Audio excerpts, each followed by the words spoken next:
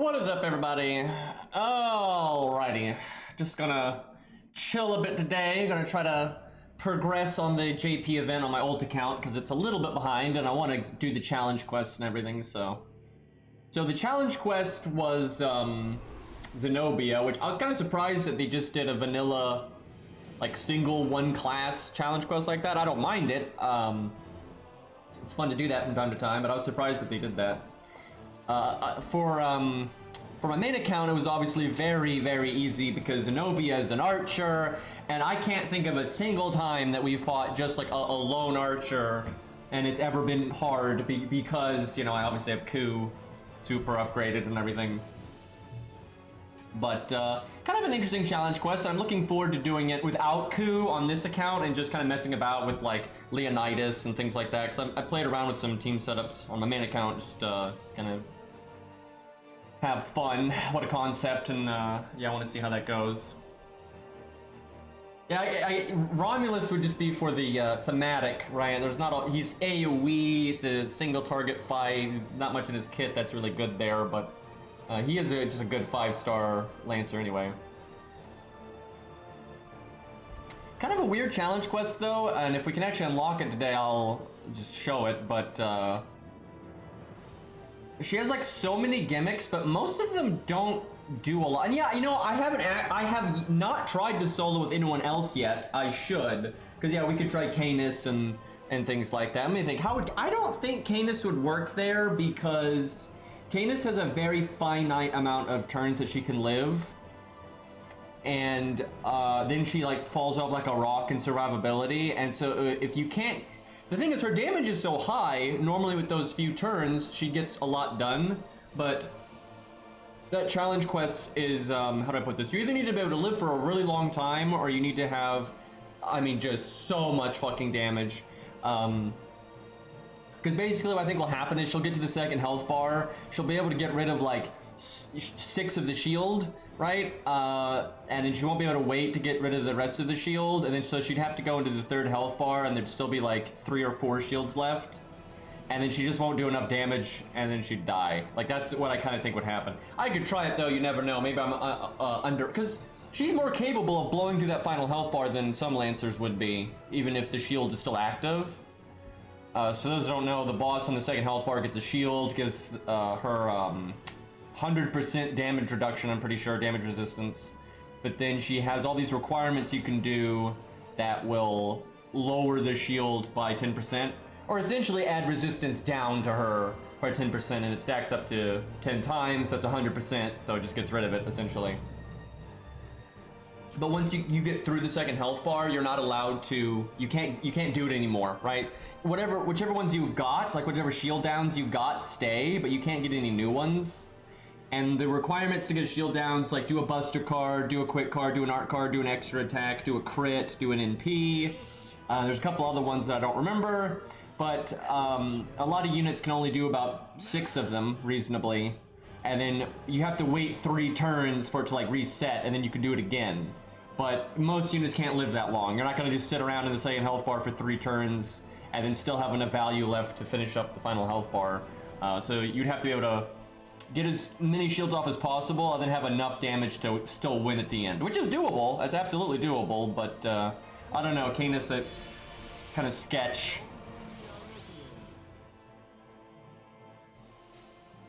Yeah, basically it sounds complicated, but it's really not. So you get to the second health bar, boss gets 100% damage resistance, but then when you do certain things, she'll get damage resistance down. And it'll, you know, counterbalance, so it gets to the point where she basically doesn't have damage resistance. And to get a damage resistance down, you do, you know, buzz attack, art attack, quick attack, a crit, an NP. I think there's one for like special defense down or something. I can't remember if that's right or not. I remember there was a couple other ones, but I forgot what they were. But it's mostly art, buster, quick, extra, crit, NP. And then you have to wait 3 turns to get them back. But I think there might be one that I'm forgetting. And hey Cobb, thank you for the 4-month sub. I appreciate that. Hey look, we almost killed everything, but we didn't kill anything. Damn it, I shouldn't have buffed then. This is what I get for bringing Gilgamesh to a Lancer stage. Unfortunate. Well, rip buffs, rip 3 turn. I should switch Gil out for literally anything else.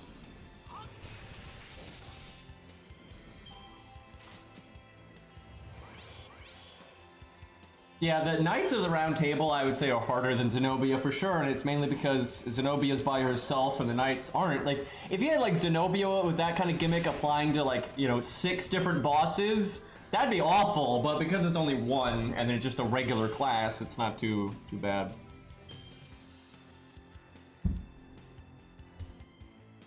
I still haven't done the Shadow Knights on NA, because I haven't actually farmed enough hair to buy the wanted poster.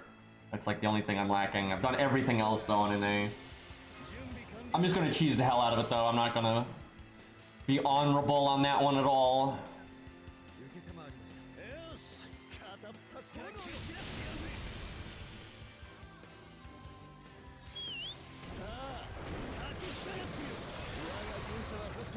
No, I tell you, the Knights of the Round is an annoying challenge quest, but because it's not that hard to cheese, I don't think it's like that high in the hardest challenge quests ever, right? Like it's up there, right? It's no joke, especially when you don't know how to do it. I think it really blindsided JP because he didn't know it was coming. You know, NA's known for years. And so yeah, they're a little, you know, unoptimized for it. Where on NA, I don't think it's been that bad. Like I think the 4.5 one with Gilius is harder, honestly. Like that one's nasty, man. That's a toughie. All right, we're over here 6 turning, disgusting.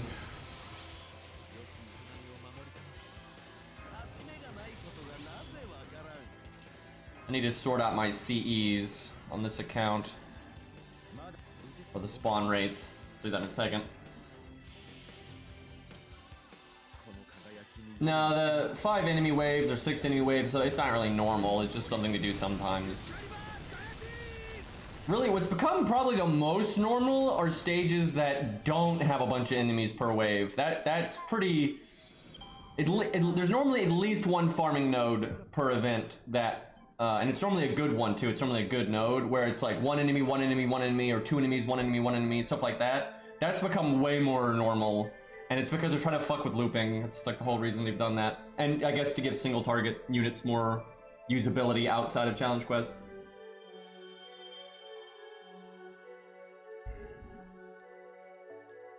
Tales of Arise is good. Like, I like it, but it's flawed. Like the combat has a lot of potential, but it's kind of unpolished, where like the enemies' attack patterns are kind of just bullshit. Enemy attacks don't have travel time on them and stuff like that. But it's still a fun combat system. The characters are like good idea on paper, but I think like the actual execution and story was kind of awful. So yeah, it's a mixed bag. I'm really looking forward though to what they do with that like game engine moving forward. I think it has loads and loads of potential. So again, I enjoyed the game and I'll play more of it at some point. Okay, where are we at with CEs here? Yeah, I like the mixing up farming nodes a bit. If anything, I'd rather they push it like way more extreme, where you get so much more done per farming node, like you get so much more loot, and so you don't have to spend as much AP, but they're just much like more engaging, right? So you spend less time just doing the same thing over and over and over and over again, but more time in the single stage, and you have to care about it more, and you have to, you know, mess around with the team more and stuff like that. You know, the expectation shouldn't be to 3-turn everything, right? Like, they need to get rid of that.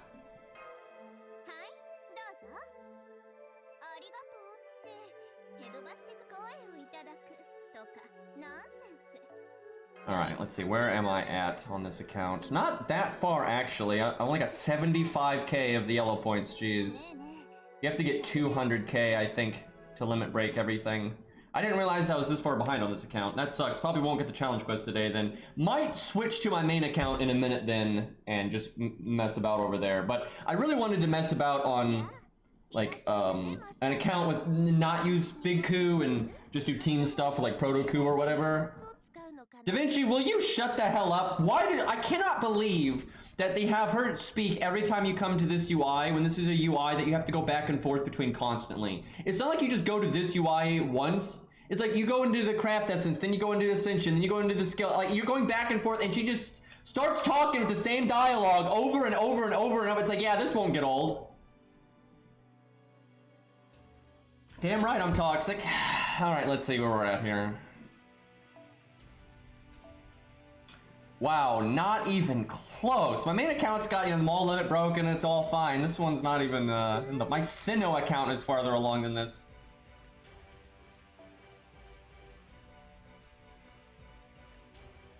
Yeah, I bet you a lot of people that defend Da Vinci, like in past, have their sound off though. Hey, Chaotic Owl, thank you for the Twitch Prime for 5 months. Hard to keep a Twitch Prime streak going.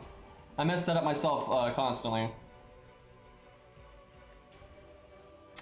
I don't even know what enemy spawns on this node because I wasn't paying attention. Okay, fuck it. Let's just go to our main account. Let's just go mess about. I don't want to do farming right now. Like, who cares about that? I really do want to get this done. Hold on, let me start a stage just so I use the AP. But I got to get this event done on my ult. Like, I can't procrastinate too much. But okay, now we're switching. I don't really even like normal Da Vinci. Like, she's still annoying to me, and no one, there just should not be any dialogue on a menu like that. That's horrible design, right? Because it's obviously going to get incredibly repetitive. Because again, it's not like a menu that you go to often. It's a menu that you go to often and switch between the different things within it over and over and over again, right? And it's just crazy. And I'm sure that has been the thing that has caused a lot of people to turn their sound off when playing the game.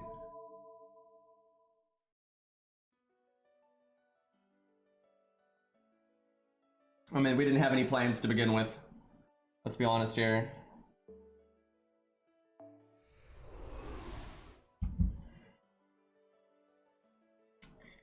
Okay, well, I guess because we said we would, we'll try Canis on the challenge quest, but I feel like my game knowledge is high enough that I can say this is not going to happen unless you get maybe just crazy lucky. Because I may be underestimating her damage a little bit. Because she probably can just break that shut up! She probably can just break that final health bar without getting rid of all the shields. Alright, we're gonna need... Hey look, I have to listen to the dialogue again and again and again. It's great.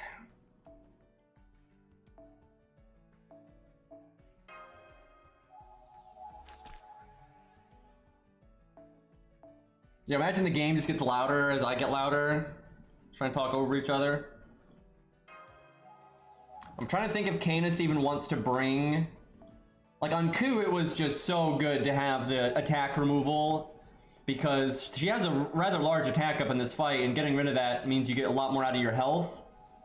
And that with the crit removal meant you could live pretty comfortably in the second health bar. But Canis, it might just be a lost cause. I'm not sure. It's I might be better just going full in on the murder. But I don't know, you can bring, well, the anti-attack one you can bring without really any drawback, because 3 stars is good anyway, so that's a pretty, I swear, this is such a meta command code now. Like, it's just so good. Like, no, sure, if they might not have an attack buff, then this one is still better. And they're both good because they're both 3 stars. But attack removal is pretty often good, and then the fact that it makes 3 stars on top of it, it's just super good. Yeah, it's 3 stars no matter what you do when you attack, and then if they have an attack buff, it gets rid of it, like on the enemy.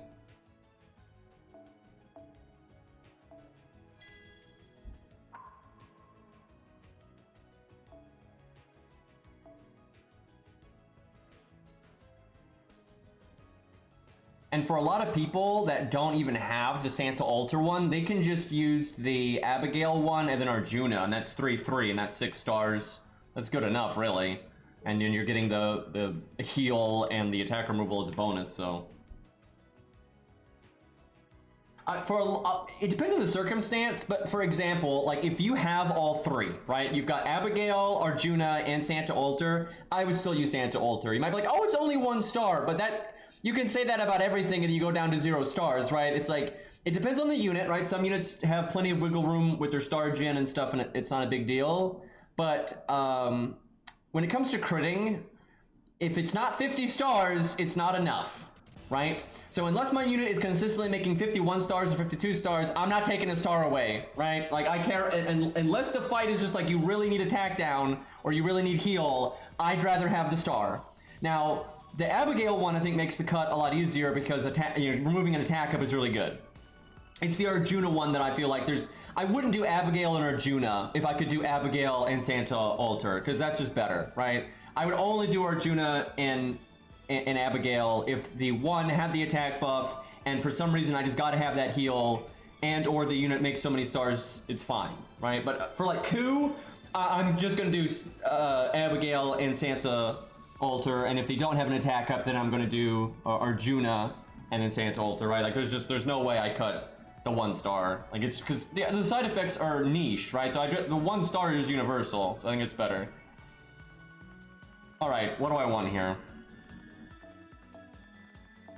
Could do Star Absorb, could do Star Bomb, could do raw damage, could do the get rid of the crit buff.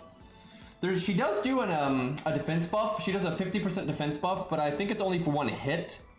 So I don't know if it's worth bringing a command code to just get in 1 more hit, unless that's the hit that gets us the kill.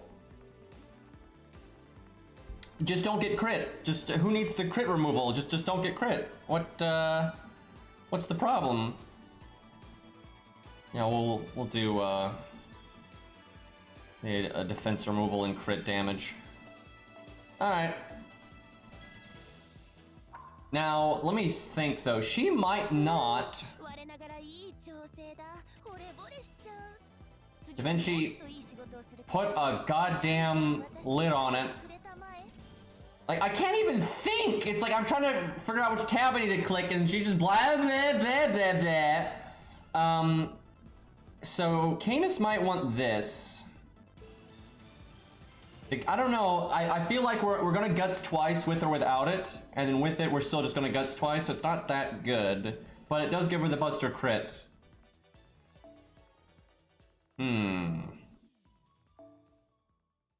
Why are 2 of them locked? I don't even...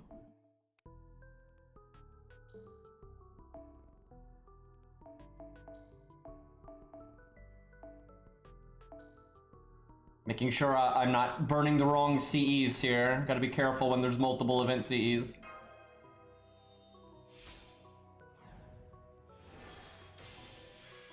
What if you don't crit? Well, then we just lose. And I think we're gonna lose anyway, but then we definitely lose. Like, Canis is good and everything, but I don't see how she's gonna keep up with Ku here. Ku is just... And pretty much every way I can think of, Ku is better. Like, even though she has more burst, Ku's survivability is extra enough that he gets more attacks and that makes up for that burst.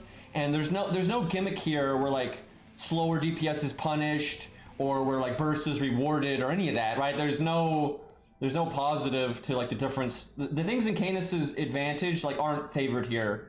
And then the stuff in Ku's advantage are. So I think he's just... better. And then Ku had an extra turn of value, right? Which that means you don't have to be as good as Ku to do it. But I think Canis is going to be pretty far off here. We'll see though.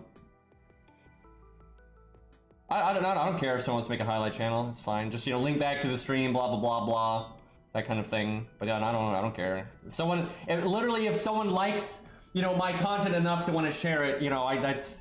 Good on them. Then if someone actually goes through the effort, because it is effort, it's a lot of effort to like edit, go through a stream and edit it down to 10 minutes instead of 5 hours or what. I mean, more power to them. So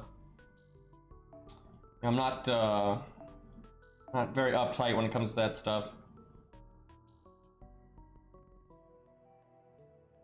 I almost want to go with this, but I think I have to do Atlas. We can't die that fast.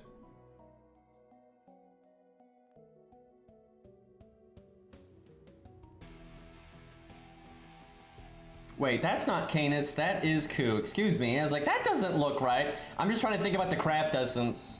So this one is NP damage, but it's full of health, so big damage hit. But you get starting NP. You do get also debuff immunity 1 time, but there's not much in the way of debuffs in this fight, so that doesn't really matter.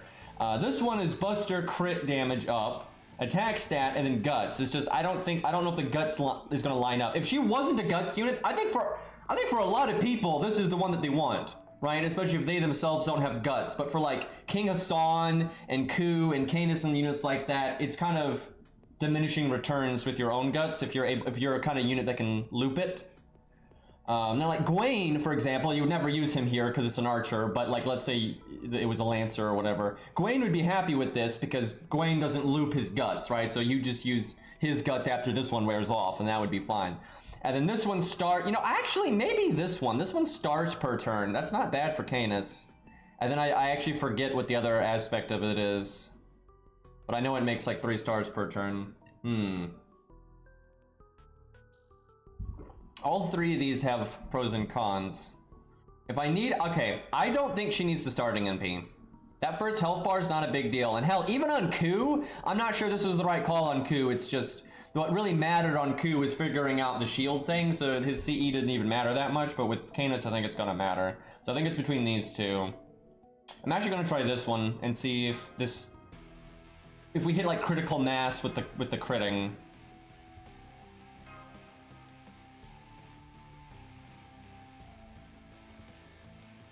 NP gain. That's not too bad here, actually. She has a high hit count. Yeah, someone brought that up on our Discord. I'm pretty sure Leonidas could solo this very easily if it wasn't for, at the very end, she gets a buff that she ignores armor for 3 turns. The sad thing is that buff is removable, right? But there's no command code to remove it, so you'd have to have another unit like Medea or Alex or whatever to take it off. So in a solo, there's no way for Leonidas to deal with that. And 3 turns, and the only way I could see it working is, and I don't know, maybe this is possible. Like now you'd probably take an absurd amount of turns and min-maxing and luck, but it depends on how stable Leonidas can be. But if Leonidas can be ultra stable like he can get against Tristan, and you can use the healing command codes and stuff, and you get Leonidas back to full health, and you wait to break the second health bar until you can like line everything up so the boss has maximum time without doing their NP, your Leonidas is full health, and then you just phase tank those 3 turns, right? Or use the Mystic Code, because the Mystic Code will buy you at least 1 turn. I don't know, maybe Leonidas can do it. I think I may have discounted him too quick when I was talking about that, because Leonidas has Guts, that's 1 turn. You have the Mystic Code, that's 1 turn, right? So you basically would have to weather the 3 turns and then instantly able to get back to having 100% defense. And if you can do that, then you can solo it, which I don't know if that'd be reliable or not, but it's potentially possible because she does have a stupid high hit count and he is counterclassing, so on and so forth. So I don't know, maybe if someone wants to go ham on it, it'd take a lot of trial and error. I think you'd have to try a lot of different craft essences, because here's the sad part, you might have to solo it without the event CE. Like you might need another defense up or a damage cut or a heal boost or whatever, right? And that might be what actually allows you to do it. But that means the solo is going to take like an extra 50 turns or some, crazy shit. So I don't know if anyone has the will for that. But now that I'm thinking about it more in detail, I actually could see Leonidas maybe being able to squeeze out a win here in a solo.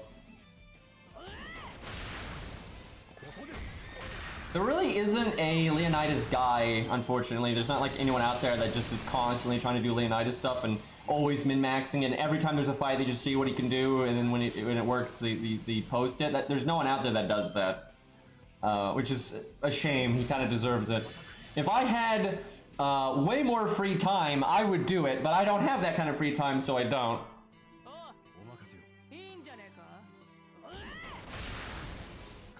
Yeah, there is something that drains your health at the end, but it's not that much, and you can definitely offset that with command codes and Mystic Code and potentially CE and all that kind of stuff. It's not that big of a deal. Now, it could be a problem, though, for like that 1 turn where you're like trying to weather the storm with the armor ignore part, so it could make a problem. But I kind of suspect the route I'm thinking of would involve a lot of self-healing anyway, to get through, not to get through that 3 turns, but to get you to full health to get through the 3 turns. So then once you get through the 3 turns, then you could probably last forever. I've already messed up. I should have cast my Guts last turn. Oh, fantastic. Okay, the only way that's good is if the boss decides to use skills twice, but that doesn't seem particularly likely. I want to do quick, but I'm not sure we'll break with that. RNG, let's go.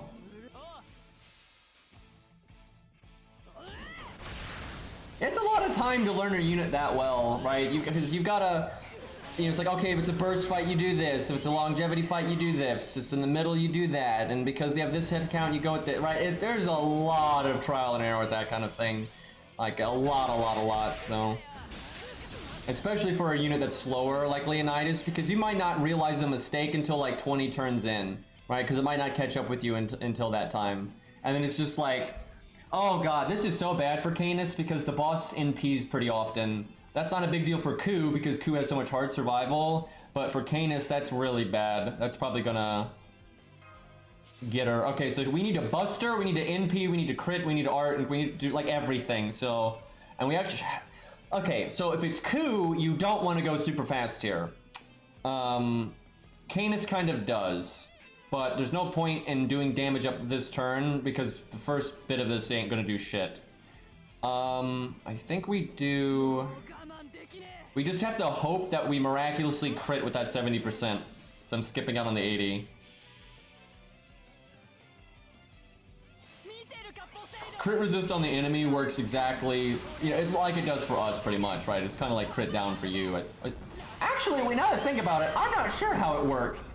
Because I was just thinking about the way that does flip is really weird.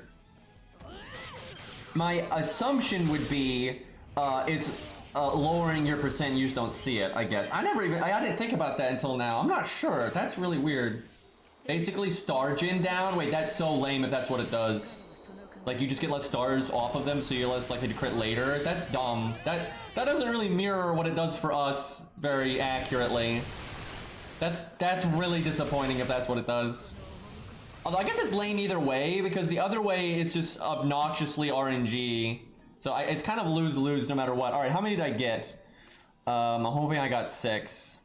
1, 2, 3, 4, 5, 6. Okay, I think that's all that I can really do right now. Yeah, I think that's the most I can do. So if I wanted to get more than that, I would have to stall, which I think is a terrible idea.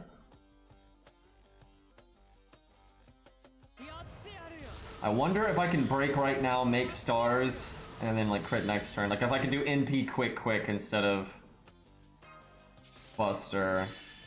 She still has 40% damage resist, which is quite a bit.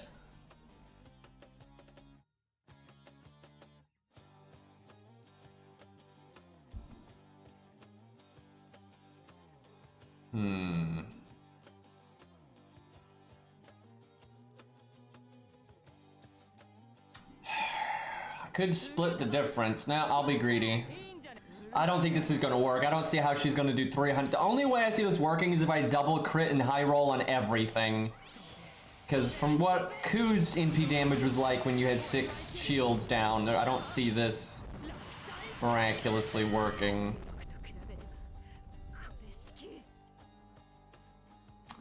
Yeah, and we didn't even crit.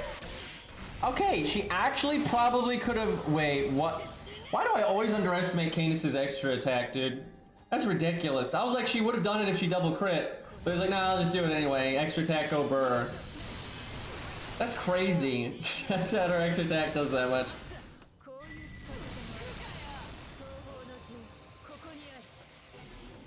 Okay, our guts just straight wore off.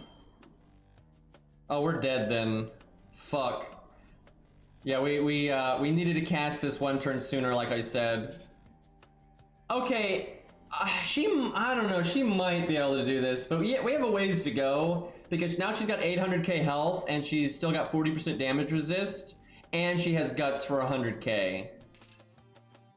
So, I don't know, I'll play around with this a little bit, we'll see what we can pull off here.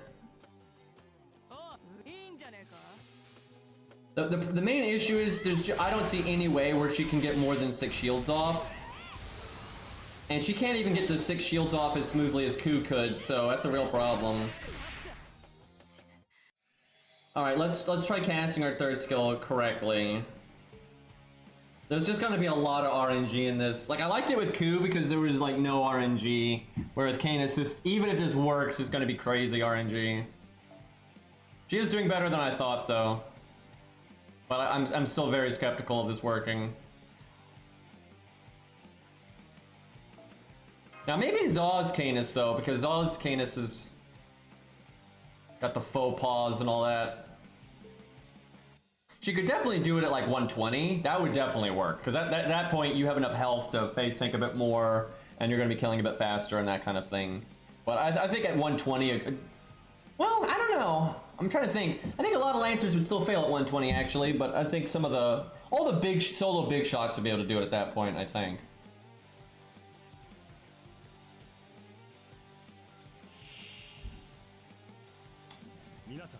Okay.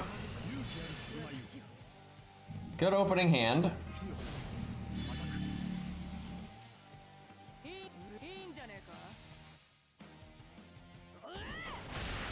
If it's possible with Zaw's Canis, he's probably done it, because he'll go through the trial and error and he'll get the good RNG and everything. I'm thinking it's possible with his with good RNG, because mine was close enough there and I didn't even play right that maybe we'll see. But that last health bar it's more than you might think to get through. So okay, this is a really bad hand. Thankfully the first hand was so good it's all right. I'm actually gonna make stars, I think. Baldy. Let's see. How would Baldy do here? I mean, there's some things in his favor. There's a couple of really bad things. I don't think his NP will get you the NP shield. So that's a problem. He also, I don't think, can just wait around 3 turns in the middle.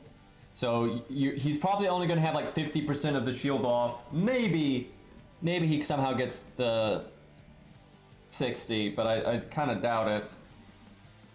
And I just don't see him living, so I don't think Baldy's happening. Panda Lancer. The problem with that is I don't know if the boss crits enough. Like, she crits an okay amount if you don't remove her crit buff, and obviously you would not give her the command code to get rid of the crit buff because you want to get crit. Also, the boss just NPs too much. That would be a bit of an issue. Also, you remove her buff, so you'd actually end up removing the crit chance buff, which is actually bad. She could be good in a team though, like absolutely, because she'll get rid of the armor, ignore, and all that kind of stuff, so. Okay. I guess we just make stars here.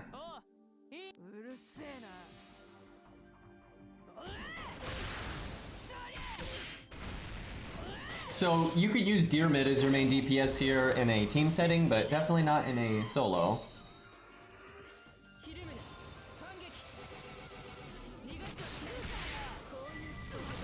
Chat, is it bad that I have absolutely no idea what Ascension stage she's in because all of her Ascensions look basically the same and there's no variety and they don't stand out in the slightest?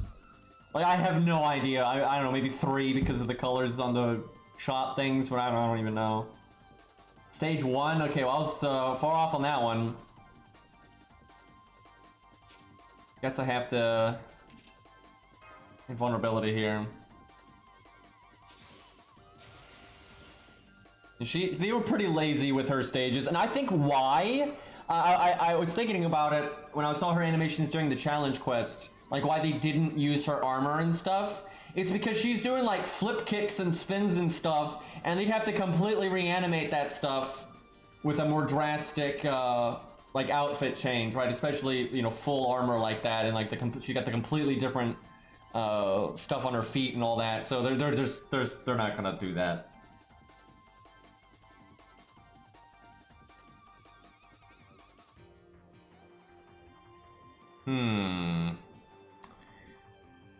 I guess I don't cast my skills yet. I guess same as last time. At least I have a guaranteed crit. I'm pretty sure the whole point of her outfit, it actually makes a degree of sense, but then you should still get a 3rd stage that's really different. Also, just in general, they should do better with their Ascension so they have more variety. But looking at her voice lines and everything, I think it's like based on when she was captured and all that. Like, she's not supposed to like it, right? That's pretty much what she says. But it's still just, they didn't do anything with it, right? Like, it's still just the one thing. And, you know, you could have way more options with the other Ascensions and stuff. That's like why her chains explode and everything here. Because she was like captured and like paraded through the city and all that kind of stuff. So I'm pretty sure that's what's going on there. But yeah, I don't like it when, and this applies to a lot of servants, you know, 5 stars, you name it. Damn it, we could have looped there. That'd have been really good. We failed an 80% crit with the art card. If that had actually landed, we would have NP'd here. But like Lancelot, Saber Lancelot, right? Boring Ascensions, right? Like at least 1 and 2, I guess, are kind of different with color, which is nice. But you know, none of them have a helmet. They didn't really do anything, right? And Kidus are all pretty much the same. Ishtars are all pretty much the same. You know, it's like, use your Ascensions better, right? Give people actual options. Like, damn, but that requires effort, unfortunately. Well, because we didn't loop there, we are probably dead in the water.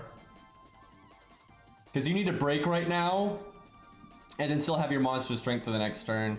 The only way I can see us turning this around is if somehow she doesn't really get anything done here. This is where having the command codes would be good, because I could get rid of that crit chance buff, and we already got rid of the attack buff. The thing is, she has 2 crit chance buffs, and if she crits, she has 2 damage ups. So yeah, this is where slower command codes might actually be better.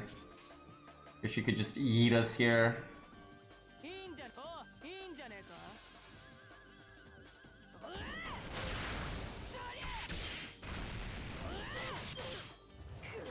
It's frustrating because you have servants like Super Romulus where, you know, they really use their Ascensions well, right? Like the 3 different stages give you good variety that both make lore sense and give players some options if they want more traditional or less traditional look and all that kind of stuff. That's good, right?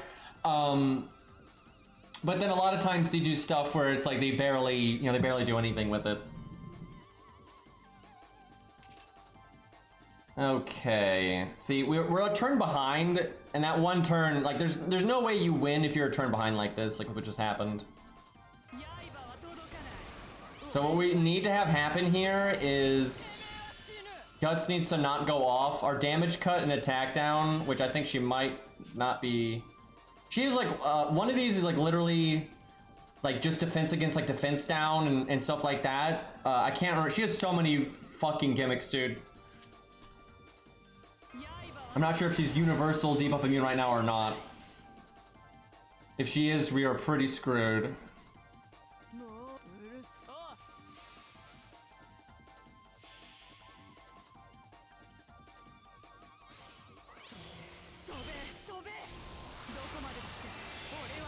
Yeah, I know the evade thing. The evade thing is if she gets card sealed, like yeah, anything like that, stunned, anything that the anti-stun command code would work on. If any of that happens to her, she gets evade. You know, critting would have been nice. Look at Canis making 51 stars though. This is a pretty good challenge quest. It's better than the previous one. I'd say it's not. Okay, Guts didn't go off. That's good. I don't think it's as good though as the. Oh my god! Oh my god! Fuck you, game. So if she didn't crit us so much over those turns, that wouldn't have happened. It's not as good as the idle event one.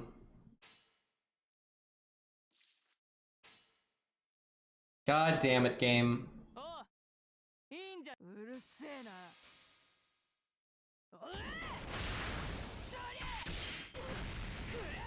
Frickin' health drain.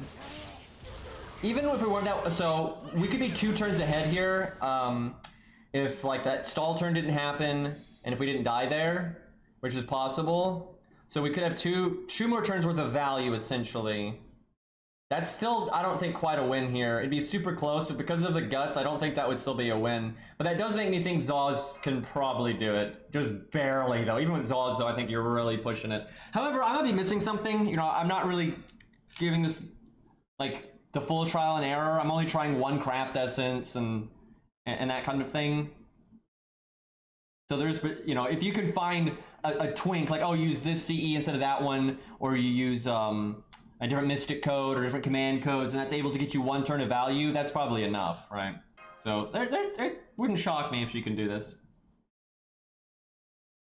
See ya, Cobb. Thank you for hanging out, man.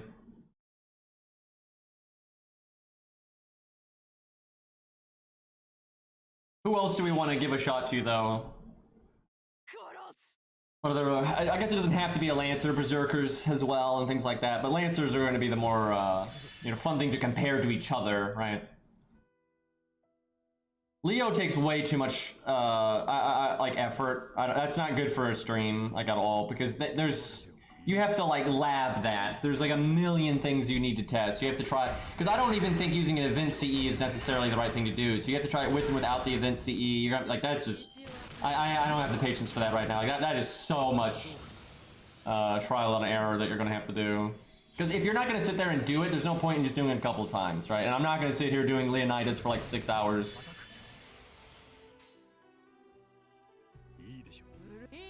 We could try Scath, but she's awful here because she'll stun, and then the boss will get evade. And see, what's silly is Ku has sure hit, right? So Ku doesn't care if the boss has evade. It's not too much. Whereas Scath not only enables the evade, but she doesn't have sure hit, right? So not so good. I could see Enkidu being able to do it. It's probably going to be a bit random, but he could probably do it. Be fun to see how Fujino does. Obviously, she'll be at neutral. I forgot to cast it. Oh, it's so frustrating because that turn like really matters too. Like it'll never work if you don't cast it early.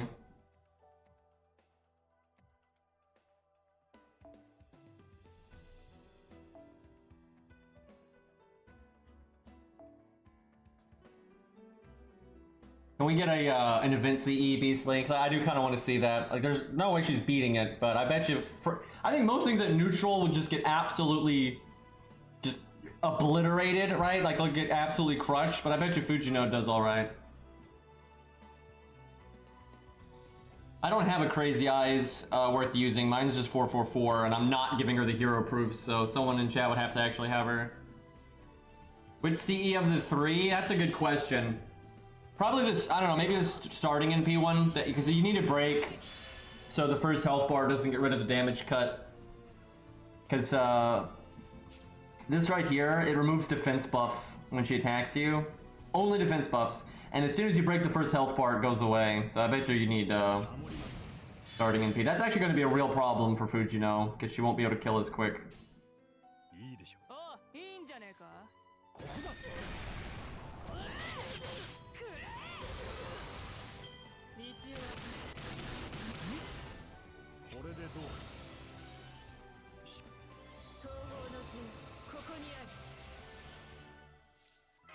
I can tell you though, Crazy Eyes is not beating this, but I think most Lancers aren't beating this, but it'll be interesting to see how far they can get.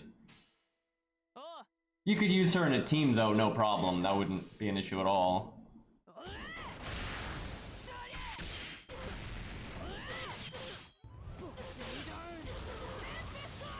Actually broke early there. I don't think that's bad. It's bad for some units, but for Canis, I don't think that's a problem. I forgot.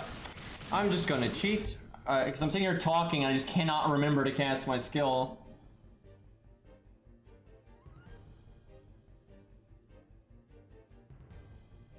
Berserkers are gonna have a pretty bad time if they're not the ones that have super high survival, right? Like the second bar is gonna be such a problem. Unstable game, please fix.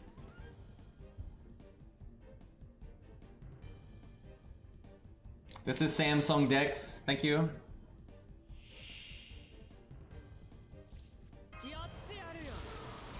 What's funny is that actually might cause us not to break, because we got lucky that we broke there, and now we actually might not break it because of casting the skill.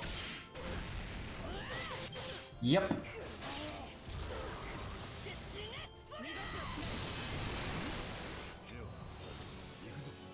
This is the way of it. Yeah, I don't know. For Canis, I feel like breaking early is good, just because the way she's not trying to stall or anything like that. So I think her breaking early would have actually helped her. She probably does want to get rid of that crit buff. I might switch this command code out because getting crit is really bad here, even for her. It's either that or Star Bomb, so you have even more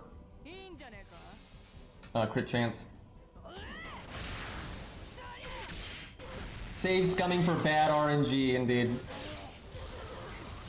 Actually, there's a reason to do that if you're trying to, you know, test or prove or show or whatever that a unit can do something, even if like the good thing doesn't happen. You know, you might have to do it that way, because sometimes the good thing actually happens like often, because like 80% and stuff. See, we got double crit there, but it wouldn't shock me if I gotten rid of that crit buff if we wouldn't have gotten crit at all, so.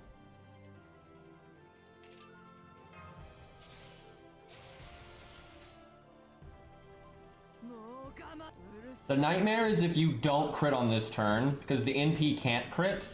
And so if you don't crit on this turn, you have one less shield down. And then you're not necessarily going to crit next turn either, because you're not doing Stargen this turn.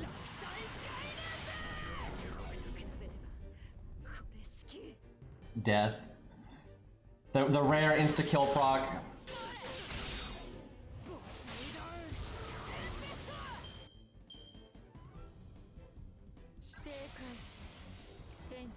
It really is funny though when insta-death procs on like really hard content. It's unbelievably rare, but when it does happen, it's pretty funny. I remember there was a guy, he made a video. He had a setup that was like dedicated to insta-kill, like for Gramps, you know, King of Son, on Bull of Heaven, and he was just doing it over and over and over and over until it procced. And then that's I think when the player base learned that if it procs, it would only break one health bar as opposed to just killing the boss outright, which is kind of a killjoy.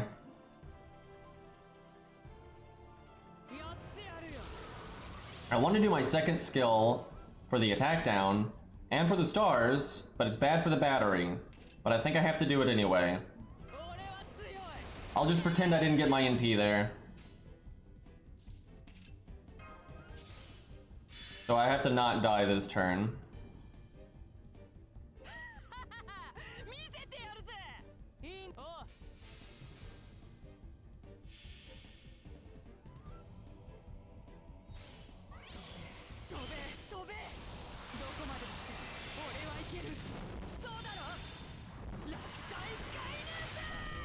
There have been times where like I wanted to not break a health bar or not kill an enemy because like timing sometimes is really relevant in challenge quests and stuff.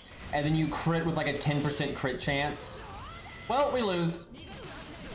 Yeah, I do think Zaw's Canis would have so much more luck here because he just way higher normal card damage. So things like that won't happen.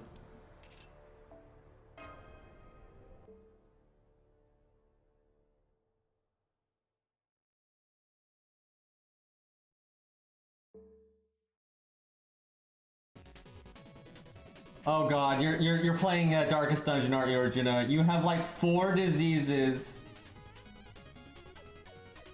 And you retired from the end game.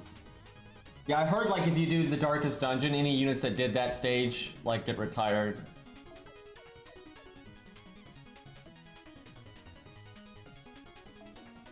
Arjuna enjoys subjecting us to suffering, chat.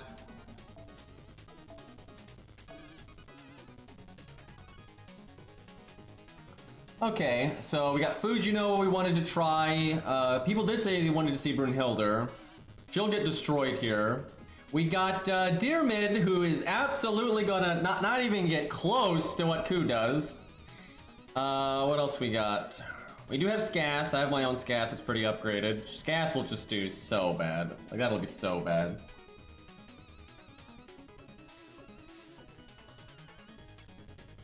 We do have Enkidu. I think Enkidu can maybe do this. He'll really be pushing it. I don't know if like one like mine could do it, because mine's level 90 NP3. I don't know if that's enough. You might need more oomph than that. But it wouldn't shock me if somebody finds a way to do this. Yeah, I might do a Dearmid team at some point. Like do a more, you know, reasonable setup. You know, you bring like Proto Ku and then Dearmid and stuff, and use like Leonidas taunt, that kind of thing. I might do that on the ult account though. No rush here. All right, let's try Scath just to show off how bad it's gonna be, because I think it's just gonna be a catastrophe.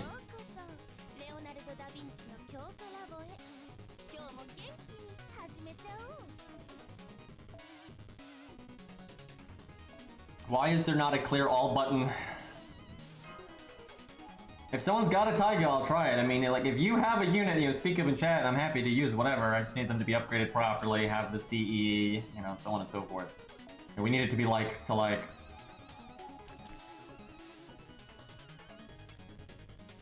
Look how long this takes, man. And, like, there's like all this downtime in between each action that you can do. Yeah, Karna would get wrecked. I mean, again, we can try him if someone's got one. You know, I'll try pretty much anything. Yeah, we can try Galatea. I don't think she'll be able to do it either, but I think most of the Lancers are going to have a bad time. The Lancers that I can think, I mean, I know Ku can do it, obviously, and not only did Ku do it, but he had wiggle room, so that's a good sign for him. Let's see.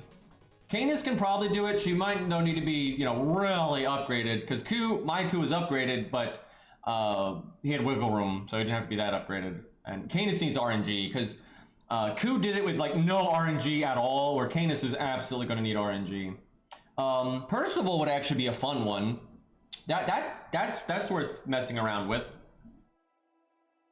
Any other ones I think have a chance? I mean, Enkidu's got a chance. That's about it though for the Lancers, and maybe Leonidas, but that's a whole bucket of trial and error I don't want to get into.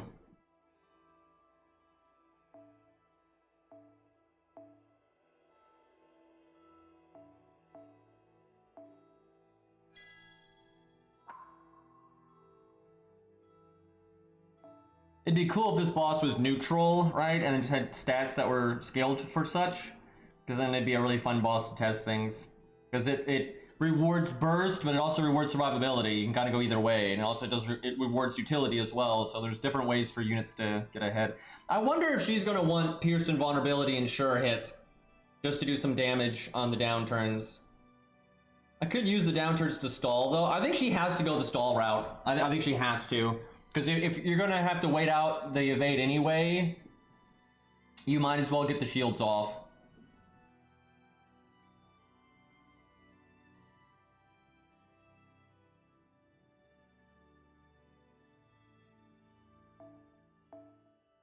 She might be able to do it. That'd be tough, though. I'd kind of expect that to be in a team. A lot of times people think things are solo, and it's more like, I get a bunch of buffs, then we go solo. But she does have really good damage. And she does have some hard survival. And it really is just so easy for her to loop. So, and she's a 5-star, so she has the best stat line in the game. So, that wouldn't shock me.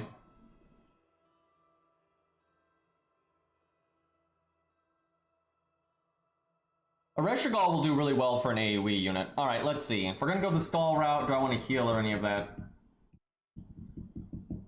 I'm trying to decide if I want, because you have this one for Pierce Invulnerability, and then there's the Orion one for Sure Hit. That'd be 2 cards that could hit her anyway. But I don't know if I want to even bother. It might be better off not. I don't know. Scath's pretty hard to call when it comes to the command codes here. I think that one's an easy pick, though.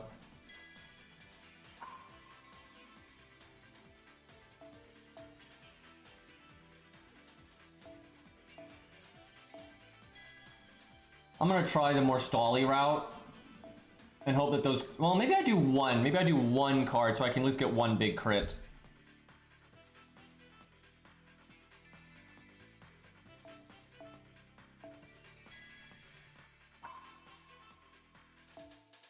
That might not be the card, though, that gets the crit, but I'll try it.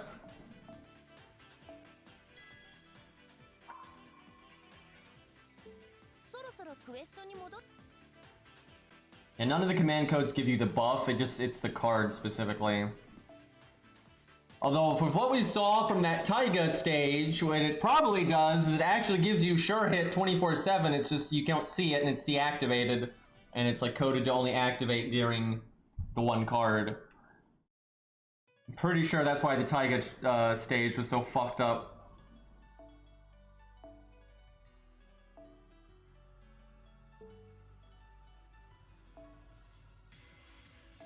Now, she probably wants the guts one. Because she doesn't have guts of her own.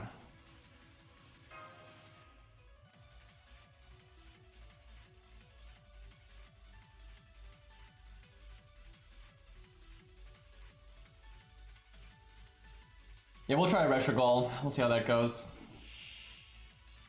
There's really no way to test it outside of that stage because just having sure hit doesn't activate something else. Like that's like what was happening with Taiga is not like it's not like William Tell's evade thing.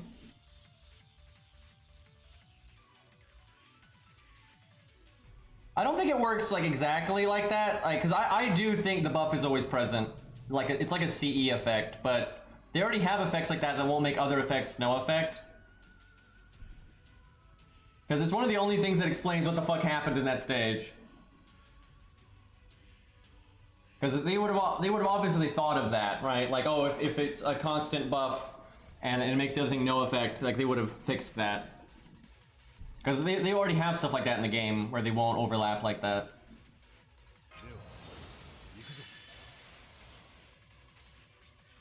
But the only stage we've really been able to test that theory is the Taiga one, and it did work that way. However, the Taiga stage also seemed to be coded like dog shit, so.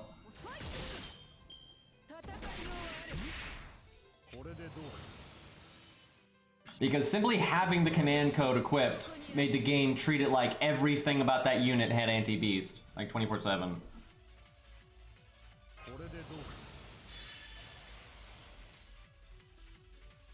Now, I actually think I go normal card damage here. This is gonna be so bad on Scath, dude. Like, this is just death. She needed a crit there, I think. Actually, she can probably break this turn. No, she needed a crit there because she needs to be able to do an NP gain combo. And break.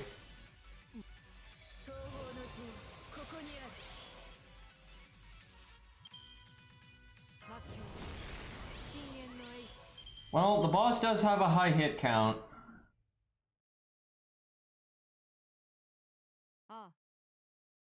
Work with me, game.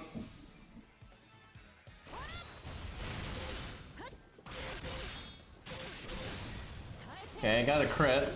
Oh wow, we got it anyway. How about that? Kind of surprised. That means I could have done Buster, Art Buster, actually. Although because of the crit, that worked out.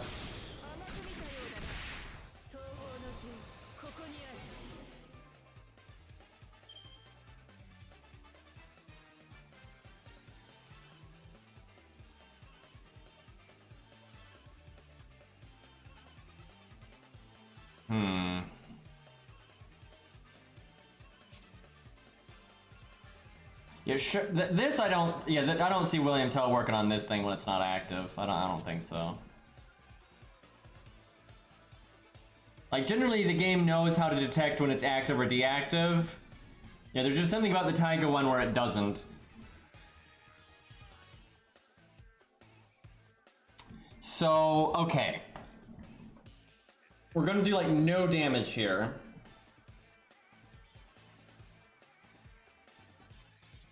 But I need to install. We need to go around the wheel. We need her to... We need to be able to remove the buffs twice. Let's see.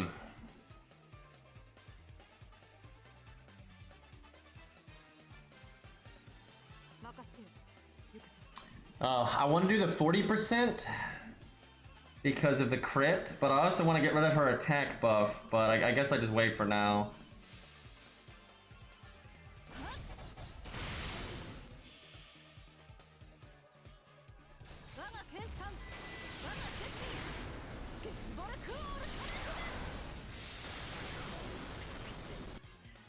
That is so bullshit. Because she applies the stun before damage, because my lore, she gets the evade right away. Why don't you apply the stun after, Einstein?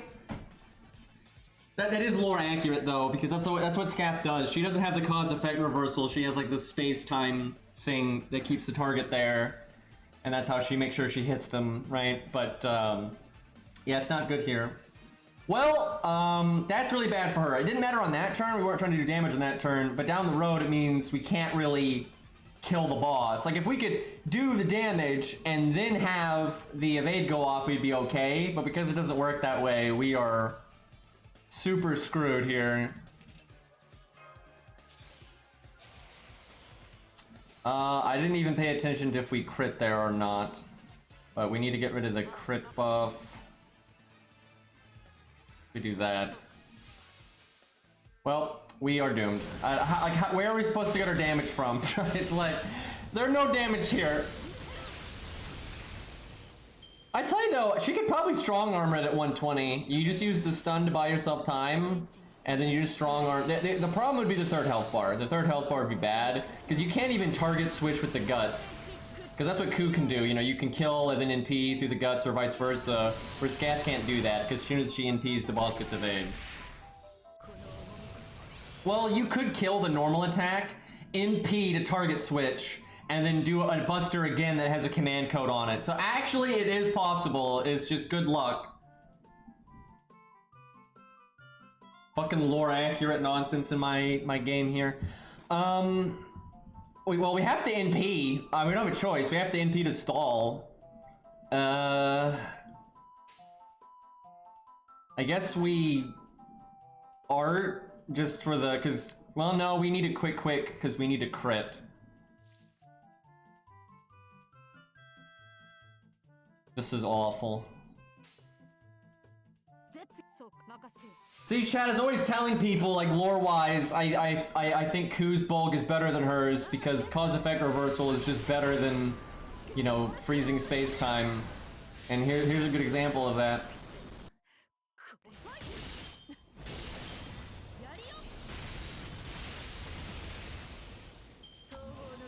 Okay, look at her getting to cast things when she is stunned.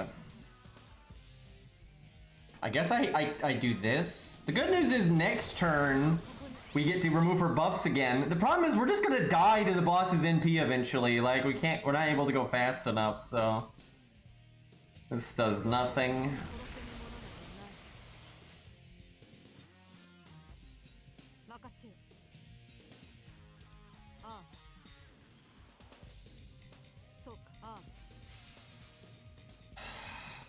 We're doomed. We don't even have our crit buff. If we had our crit buff there, we could have at least gotten through a lot of that health bar. Okay, I think after this turn the shields come back, so we can get more of the debuff field or whatever. Or the timers come back, wherever you want to put it. There they are.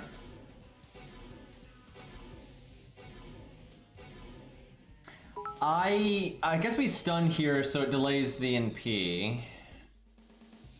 So I need to do Buster Quick Art again. So I don't actually have to do everything. I only need 4 because it's you can't go past 10.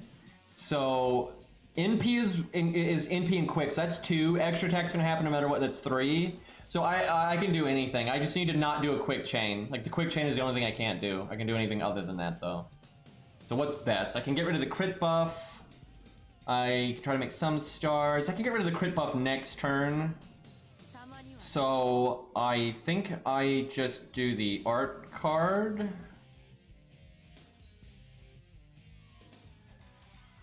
Yeah. Well, the good news is we get that 100% shield removal, so that's something.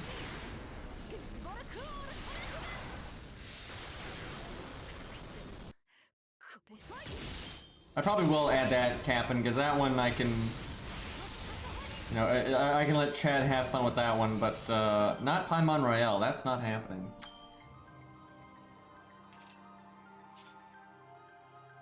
Okay.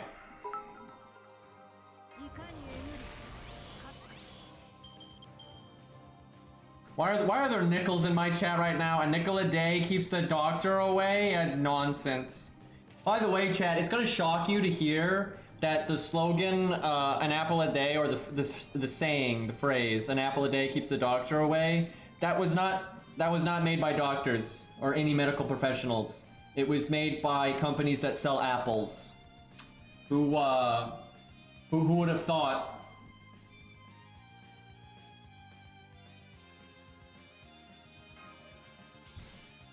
Like people have incentives or something. All right, I need to break, but good luck with that. Do I do 50-70 or do I take the Buster? I guess I do 50-70. Oh, this is doomed to fail.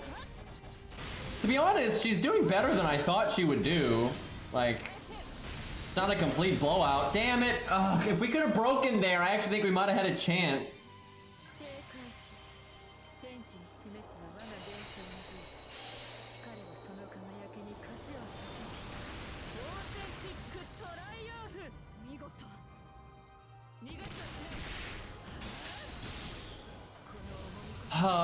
In a good world, we would have broken there, and then we would have gotten enough refund of NP'd again. That would have been really good. This is where I need, like, the heal command code.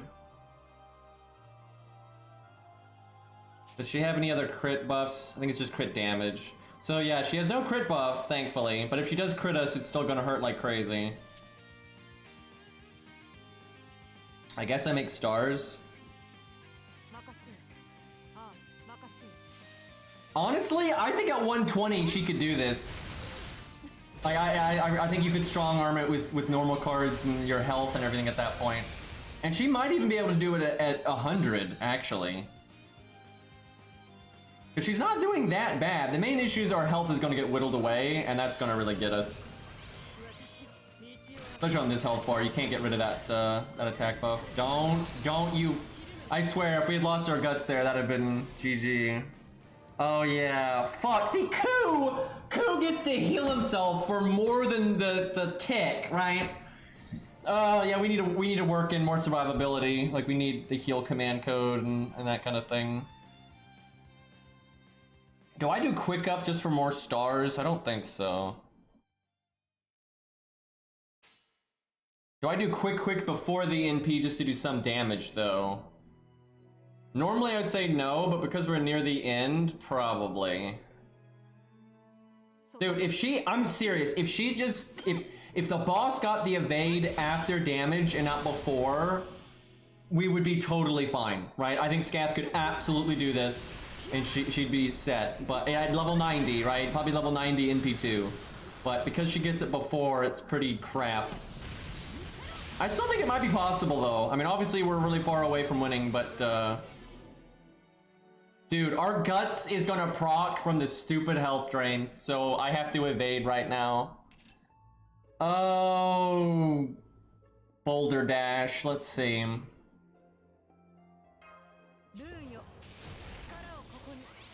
Might as well get the buff success chance here.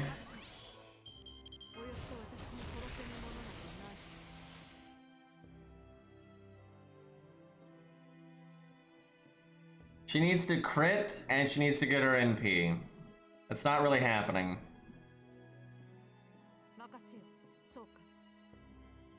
I need a triple crit. And even then I think we're in trouble.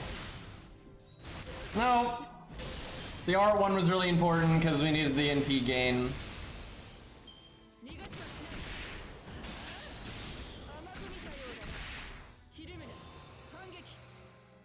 Why? What? Why?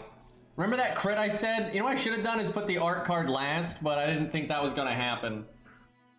I mean, it wouldn't really matter. Like, we would still just die to the drain, right? She absolutely did better than I thought, though. But she fucked now. There might be a path to victory for her. You'd have to try out a lot of weird stuff, like with command codes. But I could see her actually being able to do that, and that would make a damn good video. If anyone out there figures it out, I suggest you record it and put it on YouTube. That's pretty fun, I think. That's a good, unique gameplay right there.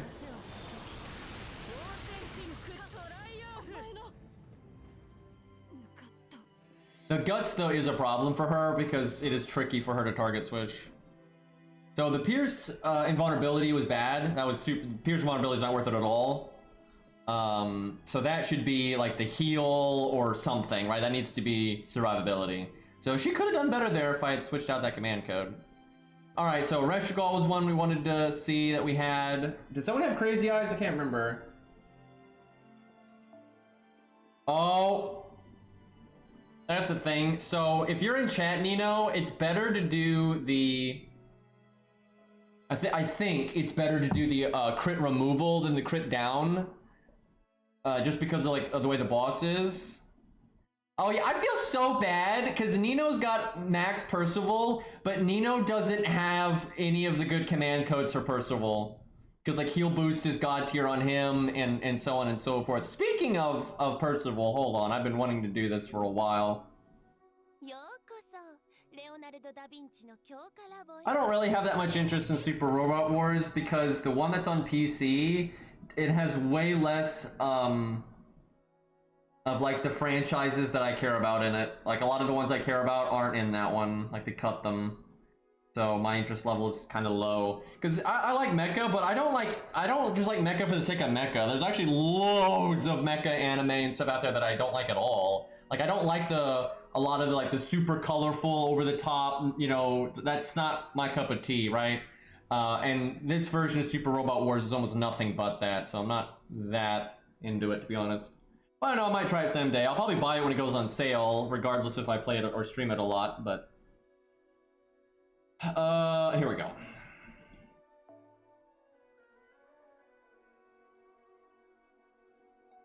People that have been following me for a while probably know where this is going.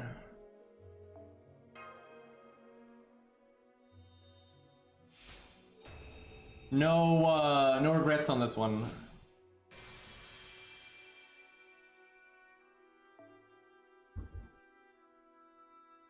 I'm not sure I have that much XP on me right now. Let's see. I have a bunch in my... Okay, no, I got plenty. I have a crap load, though, in my second storage, just for when I am able to Grail Coup again. Because going from 104 to 106 is like going from level 100... From 1 to 100 twice. So, yeah, kind of nasty. This actually helps Percival a lot because he wants a bit more health because he doesn't have damage mitigation. He has healing and then hard survival, but no defense up, damage cut, anything like that. So a bigger health pool is really good for him. So yeah, I'm gonna do this, and I'm grailing Tesla, and then obviously anytime I have Kook, I'm only gonna grail other units though when I have enough grails in like the bank that if I get Coup coins, I can still grail Coup, right? Coup is the priority. But in the meantime, you know, like when I get like another grail, I'll give it to Tesla, right? I'm probably going to keep like 3 grails in the bank at all times. And anytime I go over that, because Percival, I'm just going to keep at 90 for now. But the ones that go over that, I will give to Tesla until he's 100. And then honestly, I'm really thinking about grailing Leonidas, Saber Lancelot, or fuck, who I slipped my mind there, but those are 2 I've been thinking about grailing. There's someone else. What the hell? Oh, Beowulf. Man, I just feel like a dick. But yeah, Beowulf. Those 3 I've been really thinking about grailing more. Yeah, it sucks that 120 uses regular grails. I don't really get why they did that. That's nice. Get up to 14k and some change and over 11k. That feels pretty good for him. Get that crap off my screen. Army of Lizzes right there. I might try Nino's Percival and mine, because it'll be interesting to see the difference between 90 and 100, but then the command codes and everything. It's going to come down to how much healing you need, I think.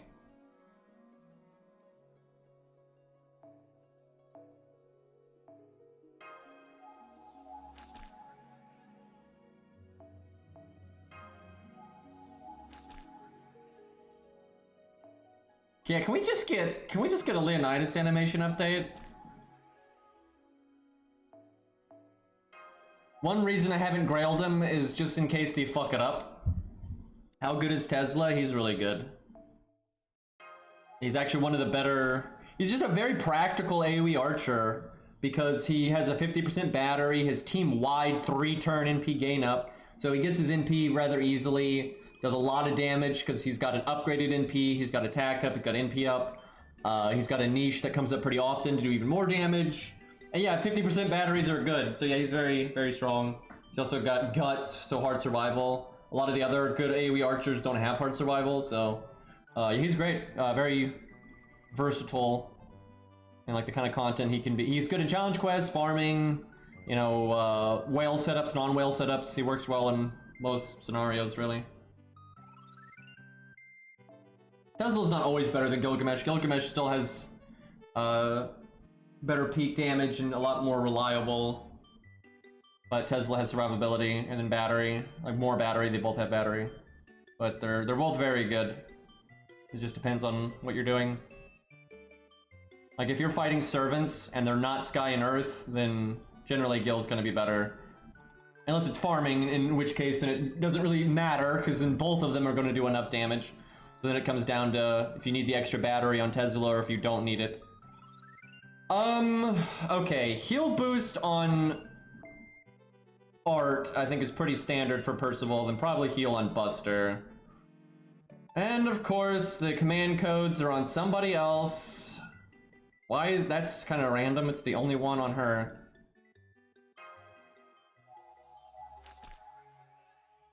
Yeah, but then Tesla has 70%, right? So it's like, and you might not have the passive and everything, so.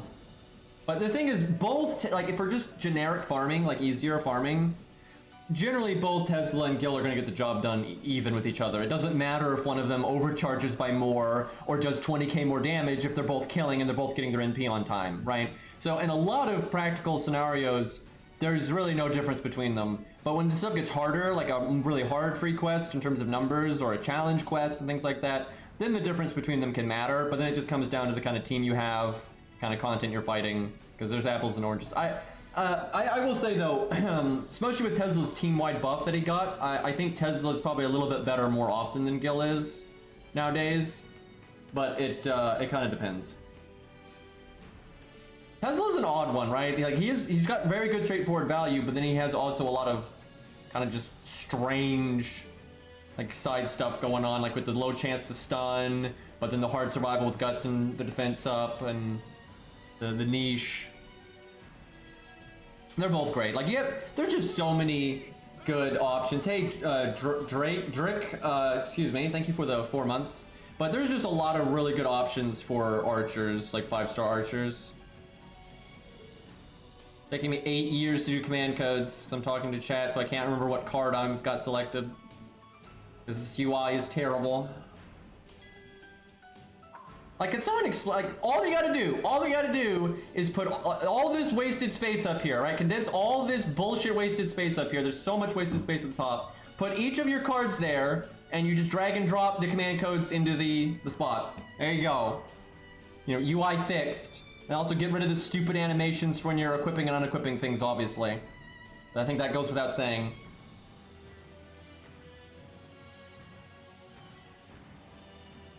Oh, there's so much like nitty-gritty bullshit you have to do with solos like this. Kind of makes it annoying when you're wanting to test a bunch of different units because you have to do it for every single unit. And then like if you use chats units, half the time they don't have the command codes and whatnot, and so it's just... Ugh. Let's see. I guess we do the crit removal again.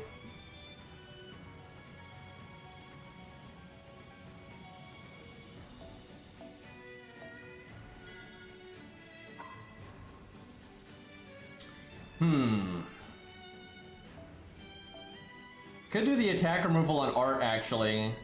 That way it's just easy to, almost any turn, if I want to do it, I can do it. And the Star Bomb's okay on Art. Yeah, I think that's okay.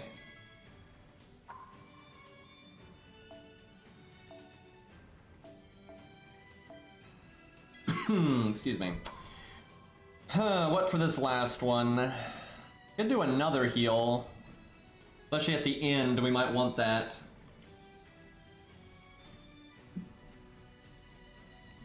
I'll do this. Baby heal and more stars.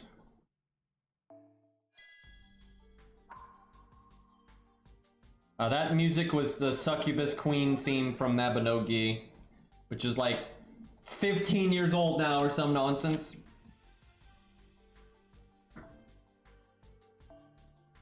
Actually, it's probably older than that now that I think about it.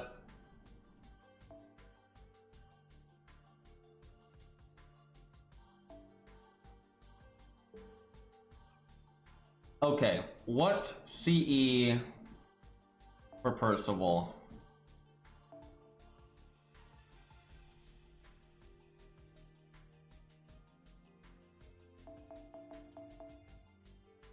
So Guts is good.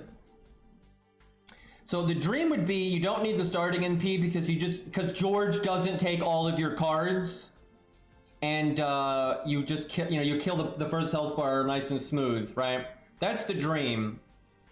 But I don't know if that's going to happen. This one I think has NP gain on it. So that's good for him, but he might not need it because her hit count is so hard. I'm actually leaning towards this one, even though you don't need the Buster crit effect. It's just, I think the Guts could be good. You know what? I'm doing it. Yep, I think this is right. Well, I don't know though. You'd have to be able to NP the turn the Guts goes off, otherwise you die to the drain. And that might happen. I'll try it, we'll see. I guess he needs Atlas because of the invulnerability. Like his invulnerability coming back sooner. Yeah, I'll try this with Nino's Percival next and see if what the difference is like. Because Nino's will definitely hit harder than mine. I think mine can live longer though, at least potentially.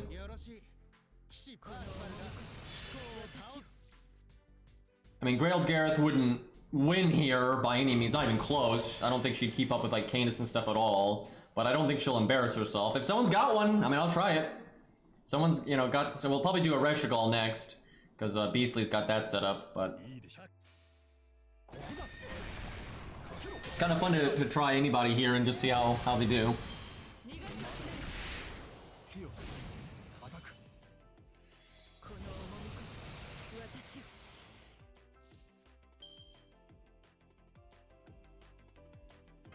Well, our opening hands are absolutely abysmal.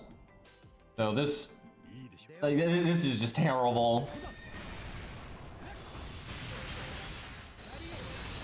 If we had gotten like a crit there, maybe. You absolutely want the damage CE here. There's the only units that don't would be like Leonidas and stuff like that. I think we're screwed because of how little we got done at the beginning. At least I can get rid of that crit buff.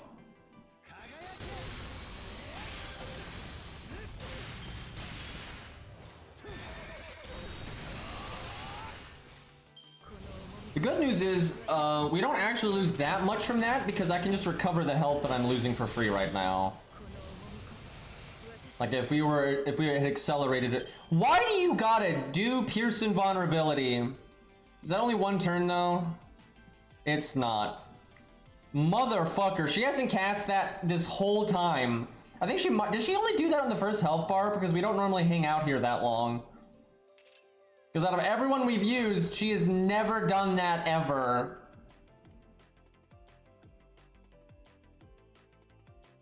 Yeah, it's because we're normally just breaking in time. Because that's awful.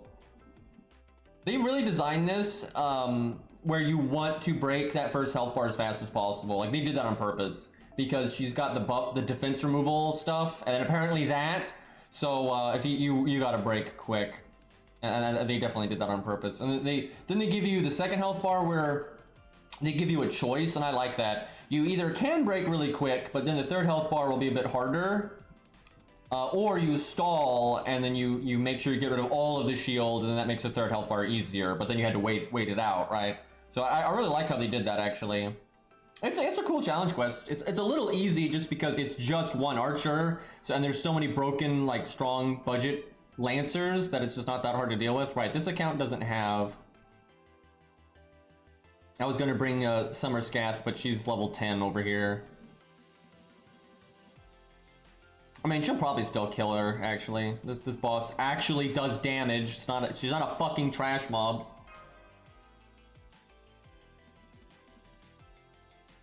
Yeah, we'll do a Reshigal next, and then Gareth. Why not? A lot of people want to see Crazy Eyes, but I don't think we have a good one.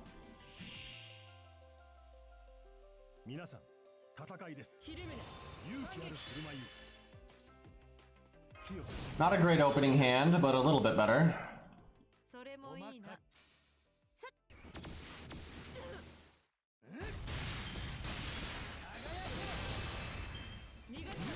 Enkidu can probably do it. You'll have to min-max it a bit and all that, but I think he can actually do it. Because Ku mostly beat it with raw value. It's not like Ku had to whip out, you know, sure hit or his debuff clear or anything. None of that stuff was applicable. So when it's a raw value off, generally Enkidu keeps up no problem, so...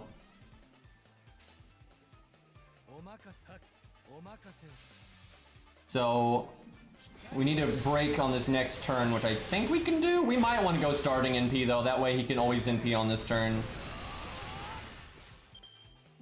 Because if you NP on this turn, you're going to break no matter what.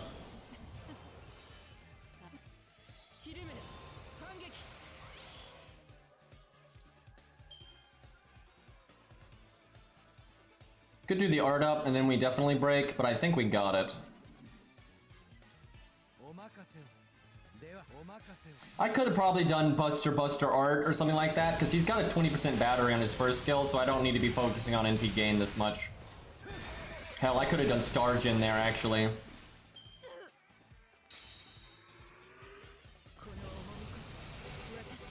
Yeah, I feel like my Enkidu would just be shy of it, but I do think a really upgraded Enkidu could do it. Because again, anytime Ku wins with raw value and you don't need to sure hit, you don't need to debuff clear any of that, Enkidu is just right up there with him, and sometimes better depending on like context. So yeah, I think he could do it. And Enkidu has crit down on as a skill, so if you, between the command code and his own skill, you're not getting crit. Okay, so the weird thing here is if I NP, I am going to overheal.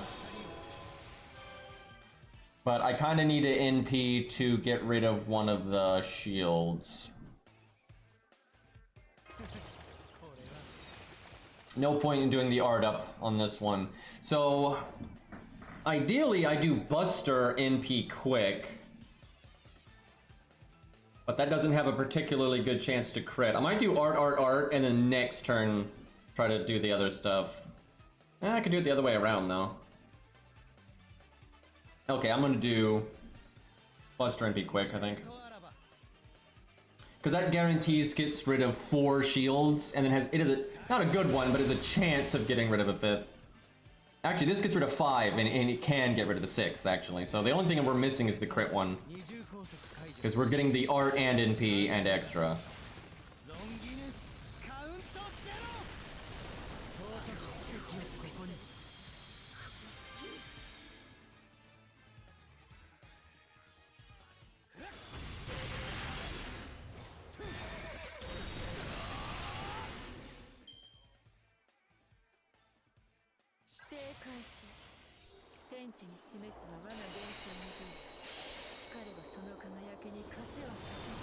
Okay, laser pew pew. I'm not really sure if we want to go around the wheel here or not. Probably, because Percival is tanky. Okay, I can NP right now if I want to. But I actually don't think I want to. I need to get rid of her crit buff. So I think I do this because it makes a lot of stars. I should have done heal boost though, because I'm gonna NP next turn. Well, I can do the heal boost before the NP, but then I could have double heal boosted, so that was none of that was right. Kind of forgot about that. Thankfully, she didn't do too much damage to us.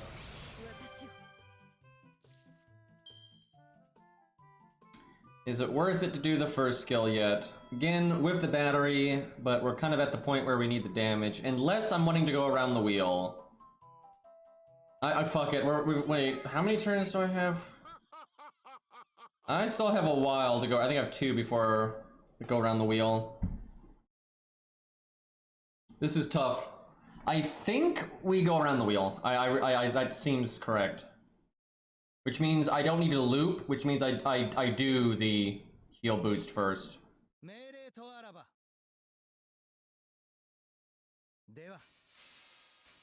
Hey, Sonic Brandon, thank you for the 10-month Twitch Prime or Prime Gaming. I don't even know what the difference is there, but thank you, dude. One of the few names I can say, although I still can't help but notice that the word separation is still not capital, but always something with this streamer.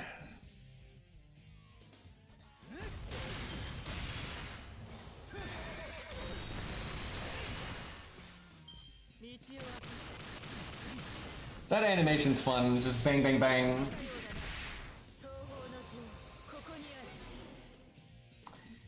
Okay, things getting a little awkward.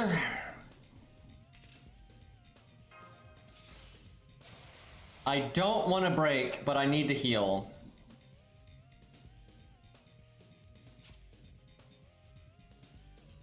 That's a problem, because we're gonna do about 70k. I think if we get really lucky here, I think we won't break. Now, I could just do the heal boost and then the heal command code, right? I could do that, but it's so risky to do the Buster attack. But I don't want the 3 of a kind bonus because of the, and I want the extra heal.